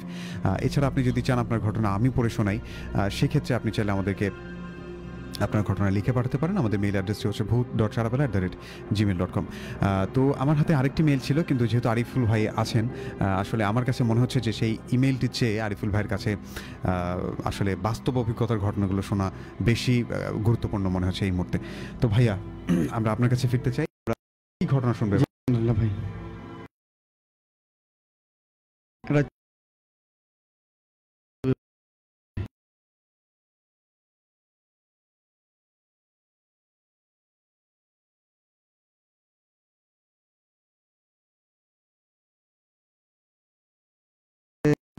দিন হইবি। আচ্ছা।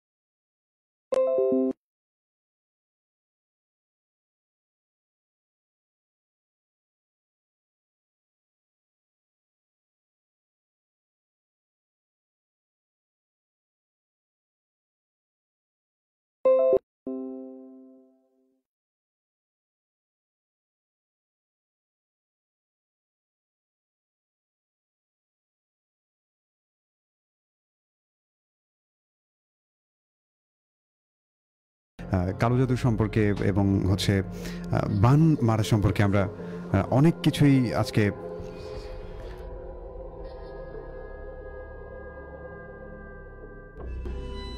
কালো জাদু সম্পর্কে এবং হচ্ছে তো আসলে এইসব কিছু নিয়ে জানা হচ্ছে। অনেকেই হয়তো ভাবছেন যে আসলে বাস্তব অভিজ্ঞতা বলতে আসলে ভৌতিক ঘটনা কেন হচ্ছে না। আসলে উনি একজন কবিরাজ হিসেবে উনি সেই কবিরাজির যে সকল এবং হচ্ছে কাজকর্মগুলো রয়েছে সব কিছু নিয়ে জানা হচ্ছে। সেখানে গিয়ে উনি কিভাবে সেই বিষয়গুলো সমাধান করেছেন এবং যে সকল রোগী তার কাছে যান, হ্যাঁ সাউন্ড এবং হচ্ছে কাজকর্মগুলো রয়েছে, তো সেই সব বিষয়গুলো আসলে উনি আমাদের সাথে শেয়ার করছেন আজকের অনুষ্ঠানে।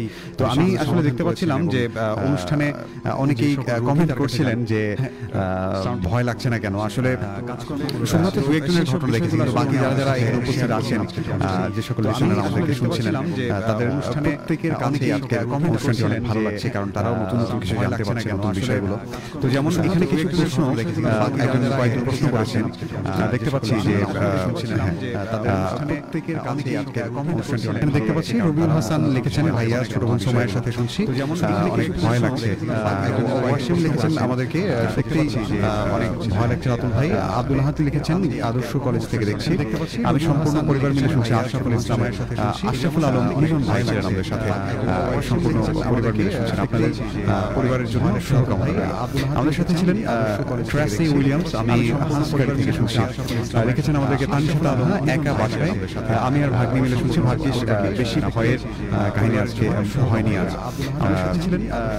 ঠিক আছে, আপনার জন্য ভালো হলো যেহেতু বাসায় কেউ নেই। জাহাজুল ইসলাম বরকত ভাই লিখেছেন, রাতুল ভাই আমার এক প্রশ্ন আছে আজকের অতিথির কাছে, ইউরোপে এইরকম জিন ধরা বা কালো জাদু দেখি না, তাহলে কি বাংলাদেশে এইসব জিনের সমস্যাগুলো বেশি হয়? ইউরোপে আছে কিনা জানি না, তবে কিন্তু পৃথিবীর আজকের অতিথির কাছে বিভিন্ন দেশে কিন্তু এই কালো জাদু চর্চা হয়। বরকত ভাই হয়তোবা ইউরোপে নেই জিনের সমস্যাগুলো বেশি হয়, কিন্তু কিছু কিছু জায়গায় ইউরোপে আছে, যেমন সবচেয়ে বেশি হয় আফ্রিকান কান্ট্রিগুলোতে, ব্ল্যাক ম্যাজিকের বেশি চর্চা হয়। এবং আরও বিশেষ কোন যেন একটা দেশের নাম আমি একটা আর্টিকেলে পড়েছিলাম। তো যাই হোক, আমরা যেহেতু আরিফুল ভাইয়ের কাছে ফিরবো, সেখানে তার কাছে আসলে উত্তরটা নেওয়ার চেষ্টা করবো। মাসুদা লিখেছেন, আমাদের বাসা তৈরি করার সময় এখানে আগে অনেক বাস ছিল, অনেক ভয়ঙ্কর, তো যাই হোক আমরা করতো। লিখেছেন আরিফুল ইসলাম, ভয় লাগে না নেওয়ার চেষ্টা করবেন। মাসুদা লিখেছেন, প্লাবন লিখেছেন যে ভালো লাগছে। অনেকেই জানিয়েছেন জিল্লুর রহমান কিছুক্ষণ আগে সাউন্ড করতো, একটা প্রবলেম ছিল। আসলে ভূতবেলা অনেকদিন থেকে কাজ করা হচ্ছে, তো আসলে অনেকেই জানিয়েছেন জিল্লুর রহমান রিলেটেড একটা অনুষ্ঠান, এখানে যদি ভৌতিক কিছু না ঘটে, যে কখনো সাউন্ড আসবে না, কখনো ভিডিও আসবে না, এরকম কিছু হতেই পারে, স্বাভাবিক।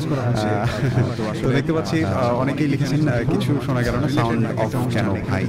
তানিশা তানহা লিখেছিলেন আমাদেরকে। এরপর আরো অনেকেই লিখেছিলেন। এখন আশা করি ঠিক আছে সবকিছু সাউন্ড। আপনারা অবশ্যই আরেকবার একটু জানাতে পারেন যে সাউন্ড ঠিকঠাক যাচ্ছে কিনা। ব্রিজ বাজার থেকে ছিলেন আমাদের সাথে, লিখেছিলেন আমাদেরকে। উত্তরা ব্রিজ বাজার থেকে আমাদের সাথে ছিলেন মারুফ প্রামাণিক। হিমালয় সজীব ভাই লিখেছেন আমাদেরকে, সাথে আছি। সজীব ভাই অনেক অনেক ভালোবাসা রইল। বহুকাল সাক্ষাৎ নেই, তবে ভূতকালে সাক্ষাৎটা হয়ে গেল।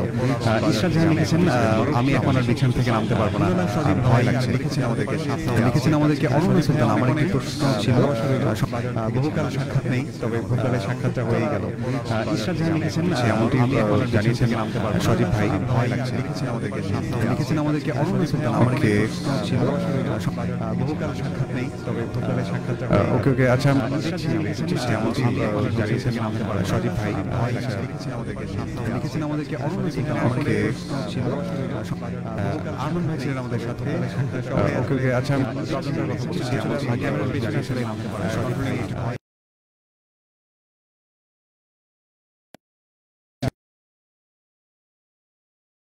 আছে কিনা। ওকে ধন্যবাদ, কোনো একদিন জানাবো। এখন সাউন্ড ঠিকঠাকভাবে যাচ্ছে কিনা আমাদেরকে একটু জানাতে পারেন কেউ একজন খুব দ্রুত। আমরা চলে যেতে চাই আরেকটি ইমেইলে। যদি সব কিছু ঠিকঠাক থাকে আমি সরাসরি চলে যাব ইমেইলে। তো যাই হোক, আমরা আনসার পেয়ে গেছি। তো থ্যাংক ইউ সো মাচ যারা যারা যুক্ত আছেন। এই মুহূর্তে আমি আর কথা বাড়াবো না, আমার হাতে আছে আরেকটি ছোট্ট একটা মেইল, সেই মেইলটি আপনাদেরকে পড়ে শোনাতে চাই।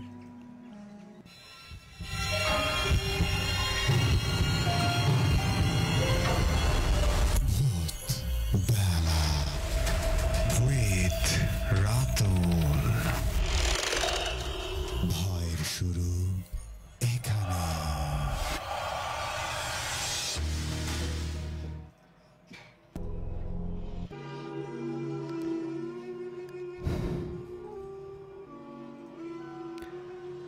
আসসালামু আলাইকুম রাতুল ভাই, আমি পূর্বপাড়া থেকে ফাইয়াজ বলছি।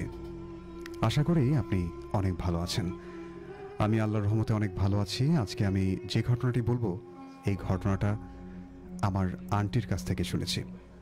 ঘটনাটি তার আপন ছেলের সাথে ঘটেছিল, তাই আন্টির কাছে যেভাবে শুনেছি আমি ঠিক সেভাবেই পড়ে শোনাচ্ছি। তখন তার ছেলে নবম শ্রেণীর ছাত্র ছিল। পড়ালেখার পাশাপাশি সে খেলাধুলায় অনেক বেশি পারদর্শী ছিল। সে নিয়মিত স্কুল শেষে বিকেলে বন্ধুদের সাথে মাঠে খেলতে যেত, আবার সন্ধ্যায় বাসায় ফিরে আসতো সময় মতো। আমার আন্টি খেয়াল করলেন বেশ কিছুদিন যাবৎ সে রাত করে বাড়ি ফিরছে। তাকে জিজ্ঞাসা করলে সে বলে খেলতে দেরি হয়েছে। এটা মানা যায়, কিন্তু সে ইদানিং রাতে বাসার বাইরেও চলে যায়। তার মা তাকে জিজ্ঞাসা করলে সে বলে তার বন্ধুরা রেগেছে। তার মা যখন তার বন্ধুদেরকে জিজ্ঞাসা করেন, তারা বন্ধুরা প্রত্যেকেই উত্তর দেয় যে তারা তাকে ডাকেনি। এরপর তার মা তাকে দরজায় তালা দিয়ে রাখতো মাঝে মধ্যেই। তখন সে বাইরে যেত না, তবে সে প্রতি রাতে বাসার ছাদে যেত। সকালে বলতো রাতে কারো হাঁটার শব্দ পেয়ে সে ছাদে ওঠে, কিন্তু তারপর তার আর কিছু মনে থাকে না। এবং সকালে দেখে যে সে নিজের বিছানায় পড়ে আছে। এরকম একদিন রাতে সে আন্টি তার ছেলের চিৎকারে ঘুম থেকে উঠে ছাদে চলে যায় এবং সেখানে গিয়ে দেখে ছাদের গেট বন্ধ। এবং সেই চিৎকার পাওয়ার পর যখন তিনি ছাদে যান এবং ছাদ থেকে যখন ছেলের চিৎকার পান, তিনি সেখানে গিয়ে দেখেন যে ছাদের গেটে তালা দেয়া। এরপর তিনি যখন তার ছেলের ঘরের দরজায় এসে নক করেন, নক করতেই তার ছেলে দরজা খুলে তাকে জড়িয়ে ধরে। তিনি তার মা লিখেছেন তার মা ছেলেকে শান্ত করতে তার বিছানায় গিয়ে বসেন। তার ছেলের ভয় কাটানোর জন্য তিনি তার ছেলের সাথে কথা বলতে থাকেন, কিন্তু সে একবার নিচে আরেকবার তার মায়ের দিকে এবং বিভিন্ন দিকে তাকায়। তার মা ছেলের মনের ভয়টা বুঝতে পারে, তাই তার ছেলের সাথে কথা বলতে থাকেন। এভাবে কথা বলতে বলতে একটা সময় পর ফজরের আজান দিয়ে দেয় এবং সে তখন সরাসরি বিছানায় গিয়ে শুয়ে পড়ে কোনো কথা না বলে। সকালে আন্টি যখন রান্না করছিলেন, তার ছেলে দরজায় এসে নিজেই কথা বলতে থাকে। আমি যখন রাতে শুয়েছিলাম তখন ছাদে ওঠার সিঁড়িতে কারো একটা হাঁটার শব্দ পাই। শব্দটা শুনে দরজা খুলে আমি দেখি একটা মেয়ে লাল শাড়ি পরে ছাদের দিকে যাচ্ছে। আমি আজকেও যেন কিছু ভুলে না যাই সে বিষয়টা খেয়াল রাখলাম। ছাদে উঠে আচ্ছা আচ্ছা, কথাগুলো আসলে কিছু মিল পাচ্ছি না। আচ্ছা, ছাদে উঠে তাকে আর দেখতে না পেয়ে আবারও ফিরে এসে আচ্ছা, আমি যখন ছাদ থেকে নামতে ধরি তখন খেয়াল করি আমাদের বাসার পাশে যে গাছটা রয়েছে, আম গাছটা, সেই আম গাছের ওপরে সেই মেয়েটি বসে আছে। মেয়েটি গাছে থাকা একটি পাখির বাসা থেকে পাখিটাকে মেরে খেতে থাকে। এই বিভৎস দৃশ্য দেখে আমি তৎক্ষণাৎ নিচে চলে আসি। ছেলের কথা শুনে আন্টি কিছুটা আঁচ করতে পারেন, তাই তিনি তার ছেলেকে সকাল সন্ধ্যা দোয়া পড়তে বলেন। কিছুদিন পর আন্টির বোন অসুস্থ হলে তিনি তার বোনকে দেখতে যান। তার ছেলেকে বললে সে বলে যে সে বাসায় থাকবে। আচ্ছা, এরপর উনি জানিয়েছেন যে তার আন্টির 2 ছেলে এবং 1 মেয়ে ছিল, তাই তিনি তার ছোট ছেলে মেয়েকে নিয়ে বাড়ি থেকে বের হলেন। বেরোবার সময় তার ছেলে তাকে বলে, মা আমি ঘরে বসে ফোন চালাবো, তাই বাইরে যাব না, তুমি বাইরে থেকে দরজাটা লাগিয়ে দিও। আন্টিও তাই করলেন। তার ছোট ছেলে মেয়েকে নিয়ে বাড়ি থেকে বেরিয়ে দরজায় তালা দিয়ে হাসপাতালের দিকে রওনা হলেন তার ছোট বোনকে দেখার উদ্দেশ্যে। হাসপাতালে পৌঁছতেই রিক্সা থেকে নামার পর তার ছেলেমেয়েরা কেমন যেন করতে থাকে। তারা বারবার বলছিল তারা বাসায় ফিরে যাবে। আন্টি তখন বাধ্য হয়ে তার বোনকে কোনো মতো দেখে বাসায় ফিরে আসেন। বাসায় ফিরে দরজা খুলতেই তিনি যা দেখেন তা হয়তো কোনো মা ঠিকভাবে দেখতে চাইবে না। তিনি দরজা খুলে দেখেন তার বড় ছেলে ঘরে ফাঁসিতে ঝুলছে।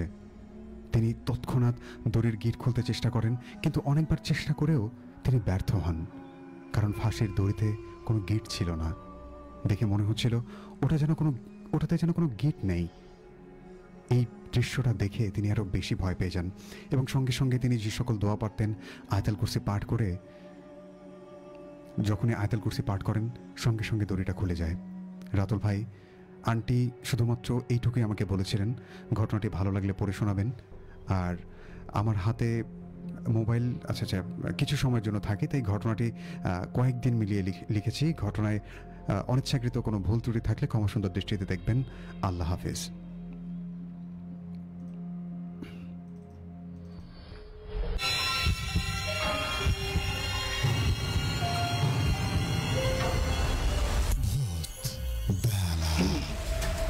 with রাতুল।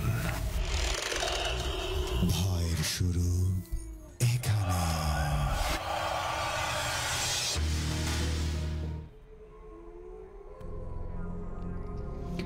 ইয়েস, ভয়ের শুরু এখানেই। আর এই মুহূর্তে আমরা ছোট্ট একটা মেইল শুনে এলাম। কিছু অদ্ভুত একটা ঘটনা যেটি ঘটেছিল ফায়াজ তার আপন ফুফাতো ভাইয়ের সঙ্গে।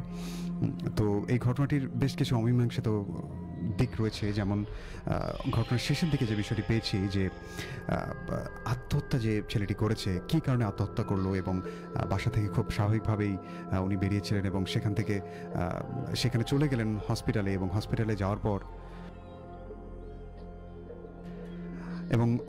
যাওয়ার পর সেখানে তার ছোট যে ছেলে মেয়ে ছিল তারা আসলে কোনো কারণে বারবার বলছিল যে বাসায় ফিরে যেতে, এবং বাসায় ফিরে এসে তিনি আসলে খেয়াল করেন যে তার বড় ছেলে তার রুমের মধ্যে গলায় দড়ি দিয়ে আত্মহত্যা করেছে। তো এমন একটা জায়গা থেকে আসলে এই প্রশ্নটা এইভাবে দাঁড়ায় যে যখন তিনি দেখলেন যে সেই গলার দড়িটা খুলতে গেলেন, সেখানে দেখলেন যে সেই দড়িতে আসলে কোনো গিঁট ছিল না। অর্থাৎ সেই আত্মহত্যা করলে বা কেউ যদি গলায় দড়ি দেয় সেক্ষেত্রে দেখা যায় যে দড়িতে তো একটা ফাঁস টানাতে হবে, তাই না? তো উনি যখন খেয়াল করেন যে সেই ওনার ছেলেকে যখন নামাতে যান, তিনি তখন খেয়াল করেন যে সেই দড়িতে কোনো গিঁট ছিল না, এবং এই জায়গাটা থেকে আসলে তিনি খুব বেশি অবাক হয়ে গিয়েছিলেন। এবং আসলেই এই জায়গাটা আসলে সত্যি অমীমাংসিত যে কিভাবে সম্ভব একটা রশি কিভাবে কোনো গিঁট ছাড়া আসলে কিভাবে একটা ফাঁস হতে পারে। এটা বিষয়টা আসলেই একটু ভয়ানক টাইপের একটা বিষয়, আসলে অদ্ভুত একটা বিষয়। তো যাই হোক, যে সকল লিসেনার আমাদেরকে এই মুহূর্তে তারা আসলে আমাদেরকে জানাতে পারেন যে আপনাদের কাছে এটার কোনো উত্তর আছে কিনা। তো যাই হোক, অনেক ভালো লাগলো এই ইমেলটা। খুব ছোট হলেও অদ্ভুত এবং রহস্যজনক ছিল এই ঘটনাটি। তো যারা এই মুহূর্তে আমাদেরকে দেখছিলেন এবং শুনছিলেন, তারা আমাদেরকে জানাতে পারেন যে আপনাদের কাছে কেমন লাগছে এই ঘটনাটি। তো আসলে আমি খুব বেশি কথা বাড়াতে চাই না। আসলে আমি চলে যাব আজকের অনুষ্ঠানের যে অতিথি আরিফুল ভাইয়ের কাছে, তার কাছে শুনবো এবং তার কাছে আসলে জানতে চাইবো যে এই ঘটনাটি কিভাবে এবং কিভাবে সম্ভব, আসলে উত্তরটি জানার চেষ্টা করব। তো দেখতে পাচ্ছি অনেকেই ছিলেন আমাদের সাথে, আমাদেরকে লিখেছিলেন মাসুদ আহমেদ লিখেছিলেন হাই, কোরবান আলী ছিলেন আমাদের সাথে, ইসরাত জাহান লিখেছেন যে ভাইয়া আচ্ছা আমার সাথে কোনো ঘটনা আছে কিনা জানতে চেয়েছেন, জিনের দেশে যেতে চাই কিভাবে যাব সাজ্জাদ লিখেছেন, সাউন্ড এখন ঠিক আছে হাসানুর আহমেদ রিফাত লিখেছেন, সম্পূর্ণ পরিবার নিয়ে শুনছেন আমাদের সাথে, আমাদেরকে আশরাফুল আলম মিলন। আচ্ছা এরপর দেখতে পাচ্ছি ওয়াসিম ছিলেন আমাদের সাথে, মাহিম লিখেছেন কেমন আছেন ভাইয়া, হাসানুর আহমেদ নিলয় ছিলেন আসসালামু আলাইকুম রাতুল ভাই, আচ্ছা লিখেছেন আমাদেরকে যুক্ত হয়ে গেলাম পোড়াবাড়ির মোড় থেকে আমি হাসানুর, অনেক ভয় লাগছে জানিয়েছে, শাহাদুল ভাইয়ের কাছে ঘটনা শুনতে চেয়েছে হাসানুর আহমেদ, আয়ুব প্রধান আয়ুব লিখেছেন আমাদেরকে মনোহরপুর 2 নং সরকারি প্রাথমিক বিদ্যালয়ের পাশ থেকে, লিখেছেন আমাদেরকে মাসুদা একবার আমার আর আমার মামাতো বোনের সাথে একটা ঘটনা ঘটেছিল, আপনি চাইলে আমাদের স্টুডিওতে এসে ঘটনা শেয়ার করতে পারেন অথবা আপনি চাইলে আপনার ঘটনা আমাদেরকে লিখে পাঠিয়ে দিতে পারেন। অবশ্যই যে সকল মেয়ে মানুষ অর্থাৎ ফিমেল যারা আছেন তাদের রাত্রেবেলা আমাদের স্টুডিওতে আসার সুযোগ নেই, তবে আপনারা চাইলে দিনের বেলা আমাদের অফিস চলাকালীন সময় যে কোনো এক সময় এসে আপনার সঙ্গে ঘটে যাওয়া ঘটনাটি আমাদেরকে রেকর্ড করে দিয়ে যেতে পারেন। লিখেছেন আমাদেরকে লাস্ট ইমেইলটা অনেক ভয়ে আর রহস্যজনক ছিল, তানিশা তানহা লিখেছেন, ফাত্তাহুল ফিহা লিখেছেন ভাইয়া অনেক ভয় লাগছে, মোবাসির ফারহান ছিলেন আমাদের সাথে, গাইবান্ধা শহর থেকে শুনছি, আমি গল্প বলতে চাই। মোবাসির ফারহান আপনার সঙ্গে যোগাযোগ করা হবে, অথবা আপনি চাইলে আপনার ফোন থেকে আমাদেরকে মিসড কল দিতে পারেন এই নম্বরে 01713484465। এরপর দেখতে পাচ্ছি দ্বিতীয় মেইলটা খুব ভয়ানক ছিল, সাজ্জাদ লিখেছেন, শিহাব মিয়া লিখেছেন আসসালামু আলাইকুম ভাইয়া, 1 বছর পর শুনছেন, আগে রেগুলার আসতাম, মনে করেন সেই মেশিন ঘর থেকে যে আপনাকে চার দাওয়াত দিয়েছি, যে আমি ভয়ে আসিনি এমনটিও জানিয়েছেন শিহাব মিয়া। মনে পড়েছে আপনি গত বছর শীতের মধ্যে বা তার আগে হয়তো বা আপনি আমাদেরকে কমেন্ট করেছিলেন যে আপনি একটি ফাঁকা পাথারের মধ্যে কোনো একটি মেশিন ঘর থেকে আমাদেরকে ভূতবেলা শুনতেন। তো যাই হোক আপনাকে পেয়ে ভালো লাগলো এবং আপনি পুরনো স্মৃতি মনে করিয়ে দিলেন। এম জে মারুফ প্রামাণিক লিখেছেন রেডিও সারাবেলার নাম্বারটি দিন, আমাদের রেডিও সারাবেলার নাম্বারটি হচ্ছে 01713484465। আচ্ছা আয়ুব প্রধান ভাই লিখেছেন যে এই ঘটনাটি অনেক ভালো লেগেছে। হান্নান মিয়া লিখেছেন আজকের ইমেলগুলো ইউটিউবে আপলোড হবে, জি ইউটিউবে আপলোড হবে, কিন্তু অবশ্যই আমাদের নামে কিছু মানুষ অসাধু উদ্দেশ্যে তাদের নিজস্ব চ্যানেলে সরাসরি আমাদের ভিডিও ব্যবহার করছে, সেই চ্যানেলটি থেকে আপনারা দূরে থাকবেন। আমি বলে দিচ্ছি আমাদের চ্যানেলের নাম হচ্ছে আরজে রাতুল ভূতবেলা, এটি লিখে সার্চ করলে প্রথমে যে চ্যানেলটি আসবে সেটি সাবস্ক্রাইব করবেন। লিখেছেন আমাদেরকে রোজ অনেক ভালো লাগছে, সিয়াম লিখেছেন অনেক ভালো লাগলো, আচ্ছা আচ্ছা লিখেছেন আমাদেরকে আরিফুল ইসলাম প্রিয়ন্ত কি করলে আচ্ছা আচ্ছা ভূতের সাথে দেখা করা সম্ভব।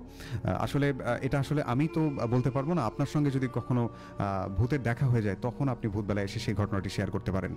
লিখেছেন আমাদেরকে লাদেন, হেই রাতুল ভাই কি অবস্থা, লাদেন অনেক ভালো আছি, তুমি কেমন আছো, অনেকদিন ভূতবেলায় আসো না। লিখেছেন আমাদেরকে ইসরাত জাহান লিখেছেন হুজুরের কাছে জানতে চাই, আচ্ছা আচ্ছা কারা একটু ভয় পায় মানে কম সাহস তাদের কি করা উচিত। লিখেছেন আমাদেরকে জাহিদুল ইসলাম বরকত ভাই, রাতুল ভাই স্টুডিওতে আসতে চাই কিভাবে আসবো আপনি প্রথমে বাংলাদেশে আসেন তারপর জানিয়েন না, আপনাকে আপনি যেখানে যাবেন সেখানে আমাদের স্টুডিও চলে যাবে। লিখেছেন রাতে ঘুমানোর সময় কোন দোয়া পড়ে ঘুমাবেন। আচ্ছা ঠিক আছে, আমরা এই সকল কিছুর আনসার আমাদের আরিফুল ভাইয়ের কাছ থেকে জানবো। তো ভাইয়া আসলে আমি আপনার থেকে জানতে চাই যে কিছুক্ষণ আগে যে ঘটনাটি শেয়ার করলাম, তো সেই ঘটনাটি এরকম ছিল যে একটা ক্লাস 9-এর একটা ছেলে, তো ওর সাথে মাঝে মধ্যে কিছু ঘটনা ঘটতো, যেমন স্বাভাবিকভাবেই সেই স্কুল ছুটির পরে স্কুলে খেলাধুলা করতো এবং সেখান থেকে ফিরে আসতো।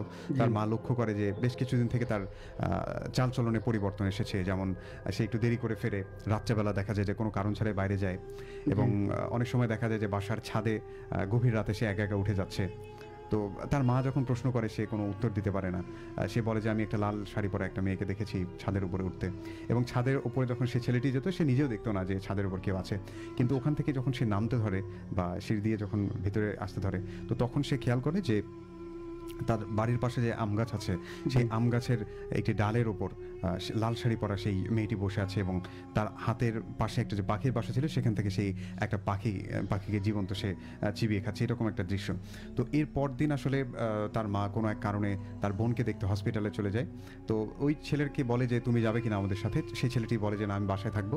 এবং তার মা যখন ওখান থেকে ফিরে আসার পর দেখে যে তার ছেলে গলায় ফাঁস দিয়ে আত্মহত্যা করেছে। কিন্তু আত্মহত্যা করার পর্যন্ত ঘটনাটা পর্যন্ত ঠিক ছিল, কিন্তু তার মা যখন দড়িটা খুলতে যায় তো তখন তিনি খেয়াল করেন যে সেই দড়িতে কোনো গিট ছিল না।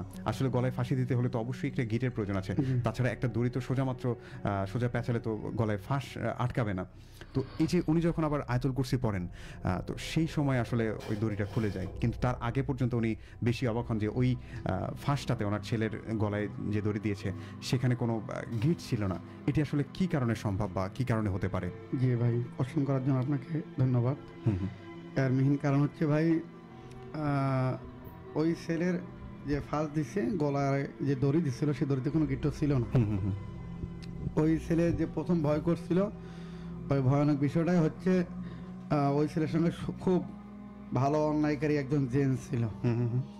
ওই যিনি তাকে এইরকম কাজ করছে, ওরা জেনে তাকে কি করছে, আত্মহত্যা করছে, মানে জেনে অপমৃত্যু করছে। ওরা জেনে তাকে মেরে ফেলেছে। মূল উদ্দেশ্য হচ্ছে এটাই, কোনো খারাপ জিন যদি তার সঙ্গে এরকম করে তাহলে ওটা জেনেরই আসর, জেনে তাকে ওইভাবে মৃত্যু দিছে। আচ্ছা জেনেরই কি ম্যাজিক। আচ্ছা ঠিক আছে, আমরা যাই হোক এবারে আমরা আর কোন ঘটনা শুনবো, যেহেতু সময় কিছুটা কম আছে আমাদের হাতে। তো আরেকটা অভিজ্ঞতার কথা শুনি আপনার। আমার কাছে তো ভাই আপনি যদি কোনো কোশ্চেন করেন তাহলে কোশ্চেনের উত্তর দেই, না হলে ঘটনা আসছে, আরো ভয়ানক ঘটনা আসছে। জি জি জি। আচ্ছা, আমরা আসলে এই পর্যায়ে যেহেতু অনেকেই জানতে চাচ্ছিলেন যে মানে কিভাবে আমরা সুরক্ষিত থাকতে পারি এই ব্ল্যাক ম্যাজিক বা কেউ যেন আমাদের ক্ষতি না করতে পারে এই বিষয়গুলোতে, যেহেতু আপনি একজন কবিরাজ এবং সবসময় আপনাকে পাই না, এবং আসলে এই যে ওঝা কেন্দ্রিক যে ঘটনাগুলো সেগুলো আসলে খুব বেশি প্রচারিত হয় না, কারণ তো সেদিক থেকে আমি আসলে যেহেতু আপনাকে পেয়েছি আপনার কাছে জানতে চাই। এবং অনেকে প্রশ্ন করেছেন যে কিভাবে আমল করলে আসলে জিন যদি কোনো ব্যক্তি হাজুর করাইতে চাই, আমি কবিরাজি ফাঁস করে দিয়ে যাই ভাই। আচ্ছা, আমি তো নিজেও কবিরাজ, কারণ অনেকে বলতে চায় না। প্রশ্নটা ওটা ছিল না, প্রশ্নটা এটা ছিল কিভাবে আমল করলে আমরা ওই জিন থেকে বা আসর থেকে হেফাজত থাকতে পারবো। অনেকে আছে যদি কোশ্চেন করে যে আমরা জিন দেখতেছি, যেমন এক ভাই কমেন্টে বলছে যে জিন কিভাবে আমরা দেখবো, মানে ভূতকে কিভাবে দেখবো, আচ্ছা তো যদি দেখতে চায় তো ভাইকে আমি বলবো যে কোরআনুল কারিমে সূরা জিন্নি আছে ভাই, জিন হাজির করার জন্য। সূরা জিন্নি আপনি একাকী বসে সূরা জিন্নি তেলাওয়াত করেন, জিন আপনার সামনে হাজির হয়ে যাবে। জিন যখন হাজির হয়ে যাবে একদম সরাসরি আপনাকে বিকল দেখা দেবে না। আপনি মনে করেন একটা সাউন্ড পাবেন, একে মৌমাছি যখন চাক থেকে উড়ে যায় না, এইরকম একটা সাউন্ড পাবেন, আপনার চারপাশ দিয়ে ঘোরাঘুরি করবে। আচ্ছা আচ্ছা। আপনি যদি দেখতে চান তখন কোরআনুল কারীম থেকে সূরা ইয়াসিন তেলাওয়াত করেন, সরাসরি আপনার সামনে হাজির হয়ে যাবে যে মানুষের রূপ ধারণ করে। আপনি সরাসরি কথা বলেন জিনের সঙ্গে। আচ্ছা আচ্ছা। যদি সাহস থাকে আমি সেই ভাইকে বললাম যে ভাই এই কাজ চালাও, সে সরাসরি জেনের সঙ্গে দেখা করবে এবং কথা বলুক। আর জেনের আসর থেকে যদি আমরা হেফাজত পেতে চাই তাহলে মূল বিষয় যেটা হচ্ছে সেটা হচ্ছে আমল হচ্ছে আমাদের 5 ওয়াক্ত নামাজ পড়তে হবে। যদি কোনো ব্যক্তি 5 ওয়াক্ত নামাজের প্রতি অটল থাকে, যদি এই 5 ওয়াক্ত নামাজকে সে পাবন্দি করে, 5 ওয়াক্ত নামাজ যদি সে পড়ে আর নামাজের পরে বান এবং জেনের অসহসা, জেনের আসর থেকে হেফাজত থাকবে। যে কেউ বান মারুক, বান শরীরে লাগবে না। আচ্ছা আচ্ছা। এর জন্য হচ্ছে সূরা ফাতিহা ওই ব্যক্তি পাঠ করবে 7 বার, সূরা ইখলাস পাঠ করবে 3 বার, এবং সূরা ফালাক পাঠ করবে 1 বার, সূরা নাস পাঠ করবে 1 বার, দরুদ শরীফ পাঠ করবে 3 বার। আচ্ছা আচ্ছা। এগুলো পাঠ করিয়ে ওই ব্যক্তি হাতে ফু দিবে, দিয়ে 3 বার শরীরে কি করবে, মোচন করবে। আচ্ছা আচ্ছা। 3 বারের শরীর কি করবে, মোচন করবে, তার শরীর অটোমেটিক্যালি বন হয়ে যাবে। এখন যদি কোনো ব্যক্তি অন্যায়ভাবে বন মারে, সে বানু তাকে লাগবে না, জেনের কোনো আসরও তার লাগবে না। আচ্ছা আচ্ছা, ওকে। বেশ চমৎকার ছিল। আপনি এর আগের বারও যখন এসেছিলেন তখনও বলে গিয়েছিলেন, তারপরও যারা নতুন লিসেনার আছে আসলে তাদের জন্য আসলে আমি প্রশ্নটি আবারও করা। তো ভাইয়া এবার আপনার কাছে প্রশ্ন যে মানে কোন টাইমটাতে আসলে জিনের উপদ্রব বেশি হয় বা কোন টাইমগুলোতে মানুষ আসলে বেশি জিনকে মানে মানুষকে আসর করে জিনটা? জি, নির্দিষ্ট একটা টাইম আছে ভাই, সেই টাইম হচ্ছে আপনার জহরের নামাজের পূর্বে, অতএব আপনার আযানের 15 মিনিট অথবা 10 মিনিট বাকি আছে এই সময়।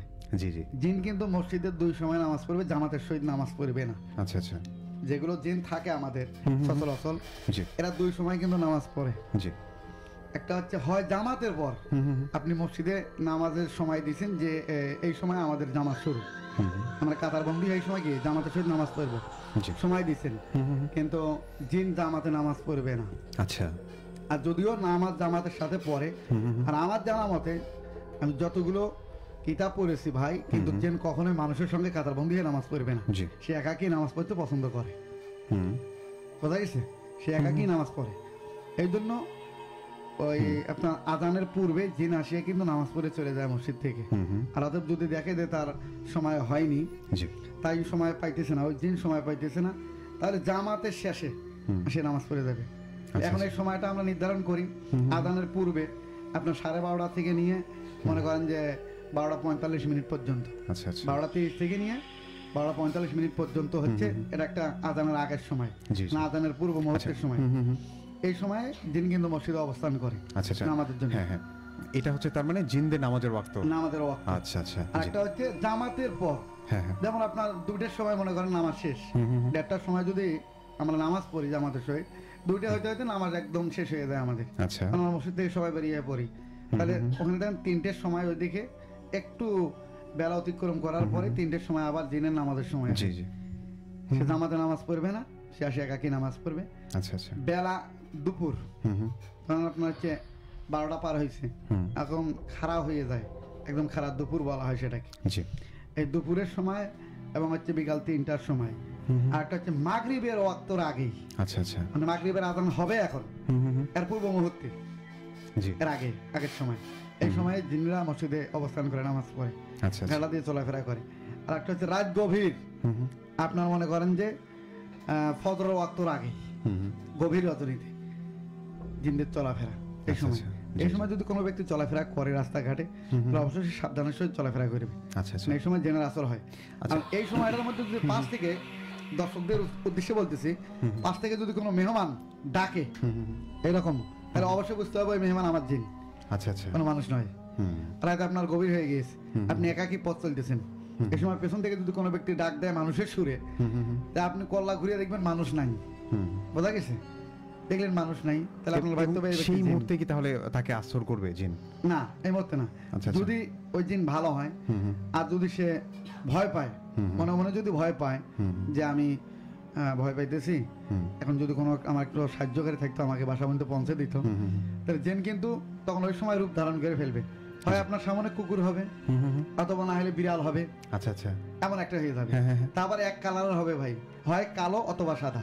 আচ্ছা, হয় কালো না হয় সাদা। হ্যাঁ। আচ্ছা, এখানে কি এই রং দেখে কি বোঝার উপায় আছে যে এই জিনটা ভালো বা খারাপ? হ্যাঁ, রং দেখে উপায়, যেটা বেশি মাত্রা সাদা হবে, হ্যাঁ হ্যাঁ, এটা অবশ্যই ভালো হবে। আর যেটা কালো হবে, এটা ভালো হবে, কিছুটা খারাপও হবে। যদি আপনি ওই যে কালো দেখে মনে করেন যে এত রজনী, গভীর রজনী, রাত অনেক, এই সময় কুকুর কেন আমার পেছনে, আমার সামনে, আচ্ছা আচ্ছা, এমন যদি ভাবেন, আপনি সেই কুকুরকে লাথি মারেন, তারপর কিন্তু আপনাকে কি করবে না, আশ্রয় দেবে না, কামড়ও দেবে না, সে আপনার উপকারে আসছে। আচ্ছা, আর শুধু তার প্রতি আপনি অন্যায় চালান, তাহলে কিন্তু আপনার প্রতি সে অন্যায় চালাবে। জি, বোঝা গেছে? তাহলে এখন ওই জিন এইভাবে মানুষের উপকার করবে কিভাবে, যদি ভালো হয় ওই জিন, আচ্ছা, তাহলে আপনার সামনে পরিবর্তন হয়ে যাবে। হ্যাঁ, আচ্ছা, অতএব মনে করেন যে যদি এই রকম রূপ না ধারণ করে, আর একটা আছে, এটা যে আমার কবিরাজের যে বই আছে, সে বইয়ের মধ্যে আছে কেমন রূপ ধারণ করবে। আর একটা আছে, সেটা হচ্ছে অজগবে আপনার সামনে যা একটা মানুষের রূপ ধারণ করলো, জি, কেমন রূপ, হয়তো আপনার পরিচিত একটা লোক আছে, যে আমার পরিচিত এই লোকটা আছে, চাচা, ভাই, বা যে কোনো একটা পরিচিত লোক আপনার আছে, যে অমুক আঙ্কেলের মতো দেখা যায়, একে তার মতো দেখা যায় অজগবি, সে আপনার সামনে সামনে যাবে, আচ্ছা, আপনাকে পেছনে রাখবে, এরকম আপনার উপকার করবে, সামনে সামনে যাবে, আপনি ডাকবেন সে শুনবে না, আপনাকে বাসা পর্যন্ত পৌঁছে দেবে। অজগবে আপনি দেখবেন আরেক দিকে তাকাইছেন, অন্যদিকে আপনার নজর দিয়ে তাকাইছেন, দেখবেন সামনে ঘুরিয়ে আর নাই, তখন কিন্তু আপনি ভাবতে পারেন যে এটা জিন, সে আমার সাহায্য করছিল, আমার সহযোগিতা করছিল, বাসা পর্যন্ত পৌঁছে দিচ্ছে। আর যদি খারাপ হয়, তাহলে আপনার পেছন থেকে ডাকবে।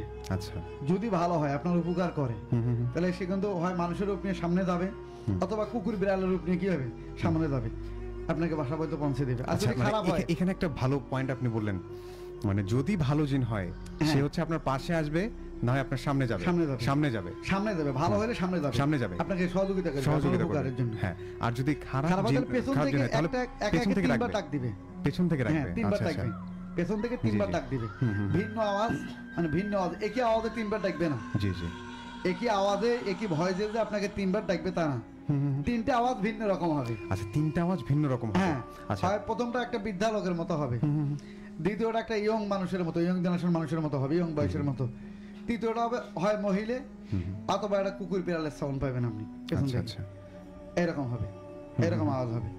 এরকম 3টে সময় 3টে ডাক দিবে এই জিন, হ্যাঁ 3 সময়ে 3 রকমের কণ্ঠ দিয়ে ডাক দিবে আপনাকে। আচ্ছা, এখানে আরেকটা প্রশ্ন আমার, সেটা হচ্ছে মানে কোন জায়গাগুলোতে বিশেষ করে এই জিনগুলো থাকে, বা এই খারাপ জিন বা ভালো জিন যেটাই বলুন, জি, মানে জি। কোন জায়গাগুলোতে বিশেষ করে এই মানে জিনরা থাকে আসলে? মানে কিছু কিছু নির্দিষ্ট কিন্তু স্পট আছে, যেমন আমি শুনেছি যে অনেক সময় পুরনো কিছু বাড়ি, রেল লাইন বা এরকম কিছু জায়গায়, মানে আপনার কাছে জানা মতে, আপনার অভিজ্ঞতা অনুযায়ী জি, জি। কোন জায়গাগুলোতে আসলে এরকম খারাপ জিনগুলো থাকে? যে খারাপ জিনগুলো মেইন উদ্দেশ্য হচ্ছে মসজিদের পাশে জি জিন তো আমল করে ভাই, নামাজ পড়ে, কিন্তু জি। যদি খারাপও হয় তারপর কিন্তু নামাজ ছাড়ে না, জি নামাজ পড়েই। কিন্তু এই জিনগুলো বেশি থাকার যেটাই সেটা হচ্ছে আপনার 3 রাস্তার মাঝখানে যদি কোনো থাকে, আপনার বট গাছ থাকে, আচ্ছা, তেঁতুল গাছ থাকে, বড়ই গাছ থাকে, এই গাছগুলোর মধ্যে 3 রাস্তা, মানে বেজোড়া রাস্তা যেগুলো, আচ্ছা আচ্ছা, এইগুলো বেজোড়া রাস্তার মাঝখানে এরকম যদি গাছ থাকে, সেই গাছে জিন থাকবে। এবং মসজিদের সাথে যদি এইরকম কোনো গাছ থাকে, আচ্ছা, যে গাছগুলোর বট কথা গাছ, বললাম, তেঁতুল হ্যাঁ, গাছ, এই গাছগুলো যদি মসজিদের সাথেও থাকে, জি। সেখানেও জিন থাকবে। বাট এই গাছগুলো যদি নাও থাকে, তারপরও প্রত্যেকটা মসজিদে জিন থাকে। আচ্ছা, হ্যাঁ, প্রত্যেকটা প্রতিটা মসজিদে মসজিদে জিন আছে। জিন আছে, হ্যাঁ এবং মাদ্রাসা, অনেক আগের পুরাতন মাদ্রাসা, সে মাদ্রাসাও কিন্তু জিন অবস্থান করে, জি জিন থাকে। এবং রাস্তার চলাফেরার ক্ষেত্রে হয়তো ওই জিন ওই মসজিদের কাছাকাছি যদি না থাকে, এই রাস্তা অনেক দূর, মনে করেন যে আপনার মসজিদ থেকে প্রায় 1 কিলোমিটার দূরের রাস্তা, সেখানে এই জিন অবস্থান করে, ওই গাছে অবস্থান করে। বেশি করে বট গাছ, জি বেশি করে বট গাছ এবং বড়ই গাছ, এই গাছগুলোর মধ্যে জিন অবস্থান বেশি করে। জি আর রাস্তার যে সাইডগুলো, সেটা 3 রাস্তার মাঝ যেখানে পড়ে, সেখানে যদি এরকম ধরনের কোনো গাছ থাকে, এই গাছের মধ্যে অবশ্যই জিন থাকে। আচ্ছা আচ্ছা, জি এবং বেশি করে থাকে হচ্ছে প্রত্যেকটা মসজিদে, জি প্রত্যেকটা মসজিদে জিন আছে। জি। আচ্ছা, তো অনেক কিছু জানা হলো আপনার থেকে আজকে। তো আমরা যাই হোক, যেহেতু সময় অনেক কম আছে, অলমোস্ট 10 থেকে 12 মিনিটের মতো সময় আছে, তো এই সময়ের মধ্যে আপনার আরেকটি অভিজ্ঞতার কথা শুনতে চাই, মানে যেটিতে আপনি আসলে সফল হয়েছেন বা এরকম জি, জি। কোনো ভৌতিক ঘটনা। জি।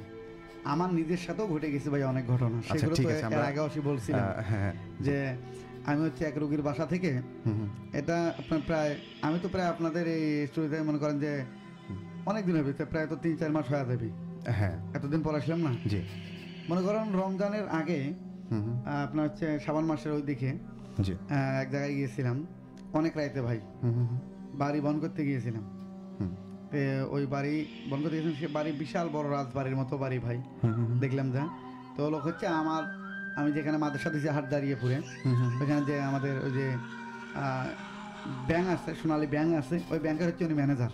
আচ্ছা, তো ওনারে বাড়ি, গ্রামের বাড়ি, সাদলাপুর, মানে আপনার হচ্ছে সাদলাপুরে বাসা, পসার বাজার, এখানে হচ্ছে ওনার বাসা। ওনার গ্রামের বাড়িতে উনি এখানে বাসা ভাড়া নিয়ে থাকে ফ্যামিলি সহকারে। তো এই গ্রামের বাড়িতে হচ্ছে মা বোন সবাই মিলে থাকে। তো অনেক দিন পর, প্রায় ওই বাড়িটাতে ওরা 2 বছর পর যায় ঢুকছে।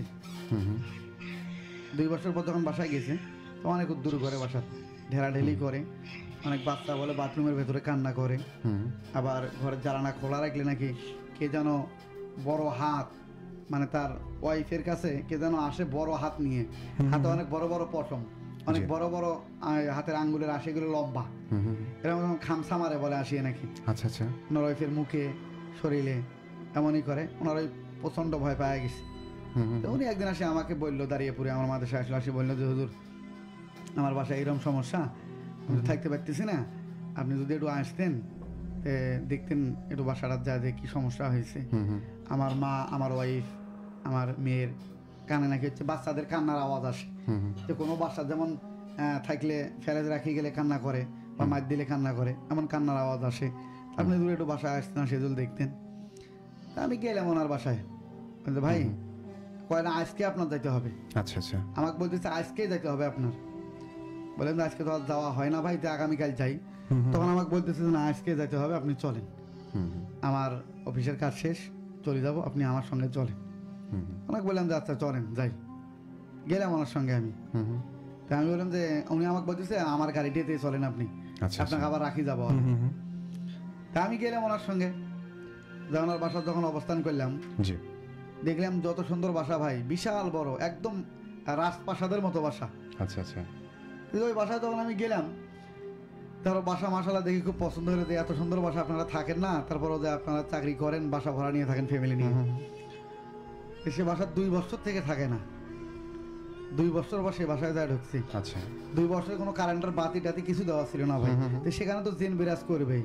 জি একটা মানুষ যদি একটা না 3 মাস না থাকে একটা বাড়িতে, অবশ্যই সে বাড়িটার মধ্যে কোনো উপশস্য জাতীয় বাস করে, জি উপশস্য জাতীয় কোনো প্রাণী বাস করে ওই বাড়িতে। তারা 2 বছর থেকে নাই, অবশ্যই সেখানে উপশস্য প্রাণীর নজর আছে এবং তারা বাস করে। তাই আমি ওখানে যা হচ্ছে ওনার এলাকার এক পাতা আছে, তুলসী পাতা নাকি, ওনাকে ডাকিয়ে আনা হলো। তো ওনার গায়ের উপরে ভরম দিলাম। তো উনি বলতেছে যে আমরা এগুলো বাড়ি দখল করে ফেলছি। জিন জি জিন তার ফ্যামিলি নিয়ে আছে, আচ্ছা আচ্ছা তার ফ্যামিলি নিয়ে জিন বাস করতেছে। উনি ওনার ওয়াইফকে নিয়ে যখন যে ঘরে থাকে, জি। যে রুমে থাকে, ওখানে জিন বাস করতেছে তার ফ্যামিলি নিয়ে। আচ্ছা আচ্ছা তো মুসিবত না? হ্যাঁ হ্যাঁ হ্যাঁ তারা যখন থাকে তাদের অসুবিধা হয় না। জি তো এখন হচ্ছে ওই যখন পাতার গায়ে আমি সাটা দিলাম, তখন হাসুর করলো, জেন হাজুর করাইলাম, তখন ওই পাতা বলতেছে যে আমি জিন, আমার ফ্যামিলি সহকারে আমি এখানে আছি। তো বললাম যে জি। আপনার বাচ্চা কয়জন? বলতেছে যে আমার ফ্যামিলি সহকারে আছি, বাচ্চা কয়জন সেটা তো আমি বলবো না। আচ্ছা আচ্ছা এইভাবে বলতেছে আমাকে। আপনি ফ্যামিলি সহকারে থাকেন, কিন্তু এটা তো মানুষের গৃহ, মানুষেরা বানাইছে পরিশ্রম করে, তা আপনি কেন থাকবেন কেন? আপনি নিজে গৃহ তৈরি করে সেখানে থাকেন, হ্যাঁ নিজে একটা বাসা তৈরি করে সেখানে থাকেন, আপনি আরেকজনের বানানো বাসার মধ্যে এসে উঠছেন, এটা কিভাবে সম্ভব? চলে যান আপনি। বলে না, ওনারা তো বাসা থাকেই না, আচ্ছা, তা আমি এই বাসায় আছি এবং আমি তাদের বাসাটা পাহারা দিতেছি। বলে তাহলে বলো তো যে ওনাদের বাসার থেকে কি কি হারিয়ে গেছে, কি কি চুরি হয়ে গেছে। জি তখন সরসর করে বলা শুরু করছে যে ওনারে আপন ভাই ওনার বাসা থেকে ওনার ফ্যান খুলছে, আচ্ছা আচ্ছা ওনার ফ্যান বিক্রি করে খেয়েছে খুলিয়ে। তারপর হচ্ছে ওনার ডয়ারে টাকা ছিল, টাকা রাখি গেছিল, উনি 50,000 সে টাকা ওনার আপন ভাইয়ে নিয়েছি। এবং গ্রামের কিছু ছোট বড় চ্যাংরা আছে, এই চ্যাংরাগুলো হচ্ছে ওনার ঘর থেকে ফ্রিজ বাড়ি করছিল, জি এগুলো চুরি হয়ে গেছে, সেটাও শুনলাম জেনের কাছ থেকে যে এগুলো আচ্ছা, চুরি আচ্ছা। হয়ে গেছে। কই আমি এখন আছি, আর কেউ থাকতে পারতেছে না, কেউ আসে না। কেউ যদি আসে, আমি তার বাড়ির সামনে উঠানোর উপর, আঙিনার উপর তার বাড়ির সামনে আমি একদম সাদা পরপরা কাপড় পরে একদম আমি হুজুর সেজে থাকি। আমাকে দেখে ভয় তো আর তারা বাড়ির ভেতরে প্রবেশ করে না। আচ্ছা আচ্ছা জেনে ভেবে বলতেছে যে আমি থাকি, তার অসুবিধে কি? সে আমাকে তার এই বাসা ছেড়ে দেখ, আমি এখানে থাকি, সে আর একটা রুমে থাকুক। জি এখন আমি তাকে বললাম যে ভাই, আপনার বাড়ির তো পাহারাদার উনি, মনে করেন যে আপনার বাড়ির একজন রাহাবার, সে পাহারা দেয় আপনার বাড়ি, জি তো মোটামুটি তো আপনার জন্য ভালো চোখে না থাকা যাবে না। উনি তো হচ্ছে আমার ওয়াইফের প্রতি জুলুম করতেছে, আমার ওয়াইফ তো ঘুমাইতে পারতেছে না, সে ঘুমাইতে গেলে তার হাত দেখে আচ্ছা আমার আচ্ছা ওয়াইফকে মানে ডিস্টার্ব করে, আমি থাকতে দেবো না ভাই, তাড়িয়ে দেন। যখন বললাম যে ভাই তাড়িয়ে যদি দেই তাহলে তাকে বলি, তখন আমি বললাম যে তুমি চলে দাও, তাহলে তোমাকে আর থাকতে দেবে না, যেহেতু মানুষের এটা বাসা, তোমার কিভাবে থাকতে দেয়? তুমি যদি আবার অন্যায় করো, এখন বললে যে অন্যায় করবো না, তার বাড়ি আমি পাহারা দেবো, যদি পরবর্তীতে অন্যায় করো, না আমি করবো না, আমাকে থাকতে দিলে আমি অন্যায় করবো না। আচ্ছা তোমার থাকা হবে না, তুমি চলে যাও, যেহেতু বাড়ির মালিক যিনি তিনি বলতেছে যে আমি থাকতে দেবো না, সমস্যা হবে, তুমি চলে যাও। তখন আমাকে বলতেছে যে ওস্তাদ আমি তো অবশ্যই চলে যাব, কিন্তু আপনি যদি তাকে একটু বুঝিয়ে বলতেন সে আমাকে থাকতে দিত, কিন্তু আপনি তাকে বুঝিয়ে বলতেছেন না, সে আমাকে থাকতে দিচ্ছেন না, আপনার কিন্তু অন্যায় হবে, আমাকে এইভাবে বলতেছে। বললাম আমি বললাম যে আমার কি অন্যায় করবি সেটা আমার বোঝা হয়েছে, জি দেখবো ওরা কি অন্যায় করিস। হ্যাঁ এখন হচ্ছে আমি এইভাবে এই করে তাকে ওখান থেকে ছোটাইলাম, আচ্ছা বললাম থাকা হবে না, চলে যাও। তারপর ওই রাতে ভাই রাত 2:30টার সময় তার বাড়ি বন্ধ করলাম, বিশাল বড় এরিয়া বাড়ি, জি রাতে 2:30টার সময় তার বাড়িটা বন্ধ করে দিলাম। তো উনি হচ্ছে আমাকে রাতে 3টের সময় এসে সাদিলাপুর বাজারে নামে দিয়ে গেলেন। আচ্ছা। আমি বললাম যে আপনার কষ্ট করে যাওয়ার লাগবে না, এখানে আমি যাই, এখান থেকে ভ্যানে যাই, তারপর আমি চলে যেতে পারবো, সমস্যা নেই, যান। তো কয় যে হুজুর আপনার বাসাতে একবার রাখি আসতাম, যে লাগবে না, যান। তো উনি আমাকে ওই দিন তাড়ানোর পর হাদিয়া স্বরূপ হিসেবে টাকা দিলেন ভাই 6,000। জি এখন হচ্ছে আমি যখন আসলাম বাসার দিকে, তো আমার বাসা তো এর আগেও বলছিলাম যে এমন একটা বাসার ধার আছে ভাই, সেখান থেকে হচ্ছে আমার বাসাতে আসতে হয়, বাসের ধারের পেছন দিয়ে, এবং 2টে বাসের ধার, এখন 2টে বাসের ধারের মাঝখান দিয়ে আমার বাসার রাস্তা। আচ্ছা আচ্ছা তা আমি সড়ক দিয়ে আর না আসিয়া একদম ওই ধানের জমি ফাঁকা আছে ওই দিক দিয়ে আসলাম, জি। আসি হচ্ছে বাসা ধরবো। তো বাসার দ্বারার ওখানে যখনই আসছি আমি, আসার সঙ্গে সঙ্গে ভাই আমার সামনে মনে করেন যে ওই বাঁশ একদম বাঁশের ধার পুরোটা মনে হয় আমার সামনে হারে ধরছে। আচ্ছা আচ্ছা। আমার একটা নিজের ভাই আমার সাথে ঘড়ি দেওয়া। তো এখন হারে ধরিয়ে সরাসরি আমাকে বলতেছে যে আমি তো আপনাকে বলছিলাম যে আপনার সমস্যা হবে, আপনি তাকে বুঝিয়ে বলেন নাই, আচ্ছা আপনার সমস্যা করবো আমি, এই সমস্যা করলাম। যে এত বড় সমস্যা করলে এলা তুমি হয়ে গেছো, তোমার সমস্যায় আমার কোনো কাজ হবে না, তুমি এমনি ওটাই বা বাস।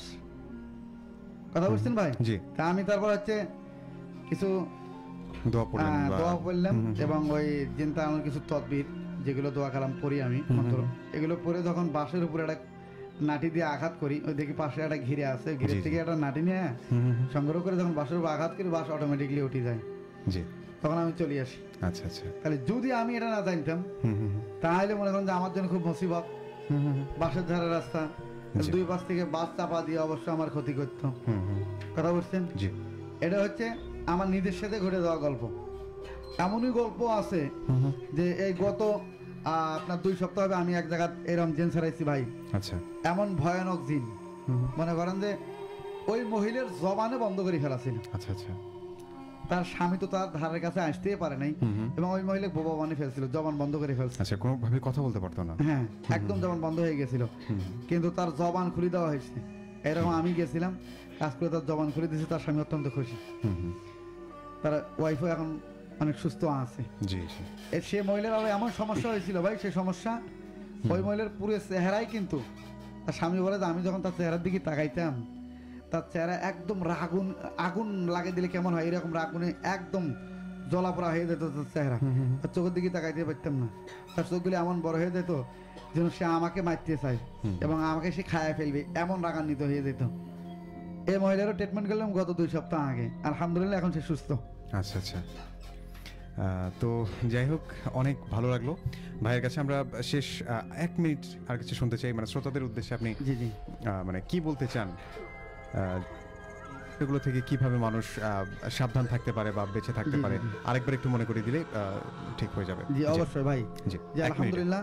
এখন হচ্ছে শ্রোতাদের উদ্দেশ্যে আমি এটা বলি, সেটা হচ্ছে যদি আমাদের কোনো শ্রোতা এরকম রাস্তাঘাটে চলাফেরার সময় যদি কোনো সমস্যার সম্মুখীন হয়, তারা জিন ভূত আসরের যদি এরকম সম্মুখীন হয়, অবশ্যই শরীর যদি পাক থাকে ভাই, আর যদি সঙ্গে সঙ্গে সে হচ্ছে কোরআন কারিম থেকে আয়াতুল কুরসি এবং হচ্ছে সূরা ইয়াসিন, সূরা ফালাক, সূরা নাস যদি তেলাওয়াত করে, তারা শরীরের কোনো সমস্যা হবে না, যদি শরীর পাক থাকে।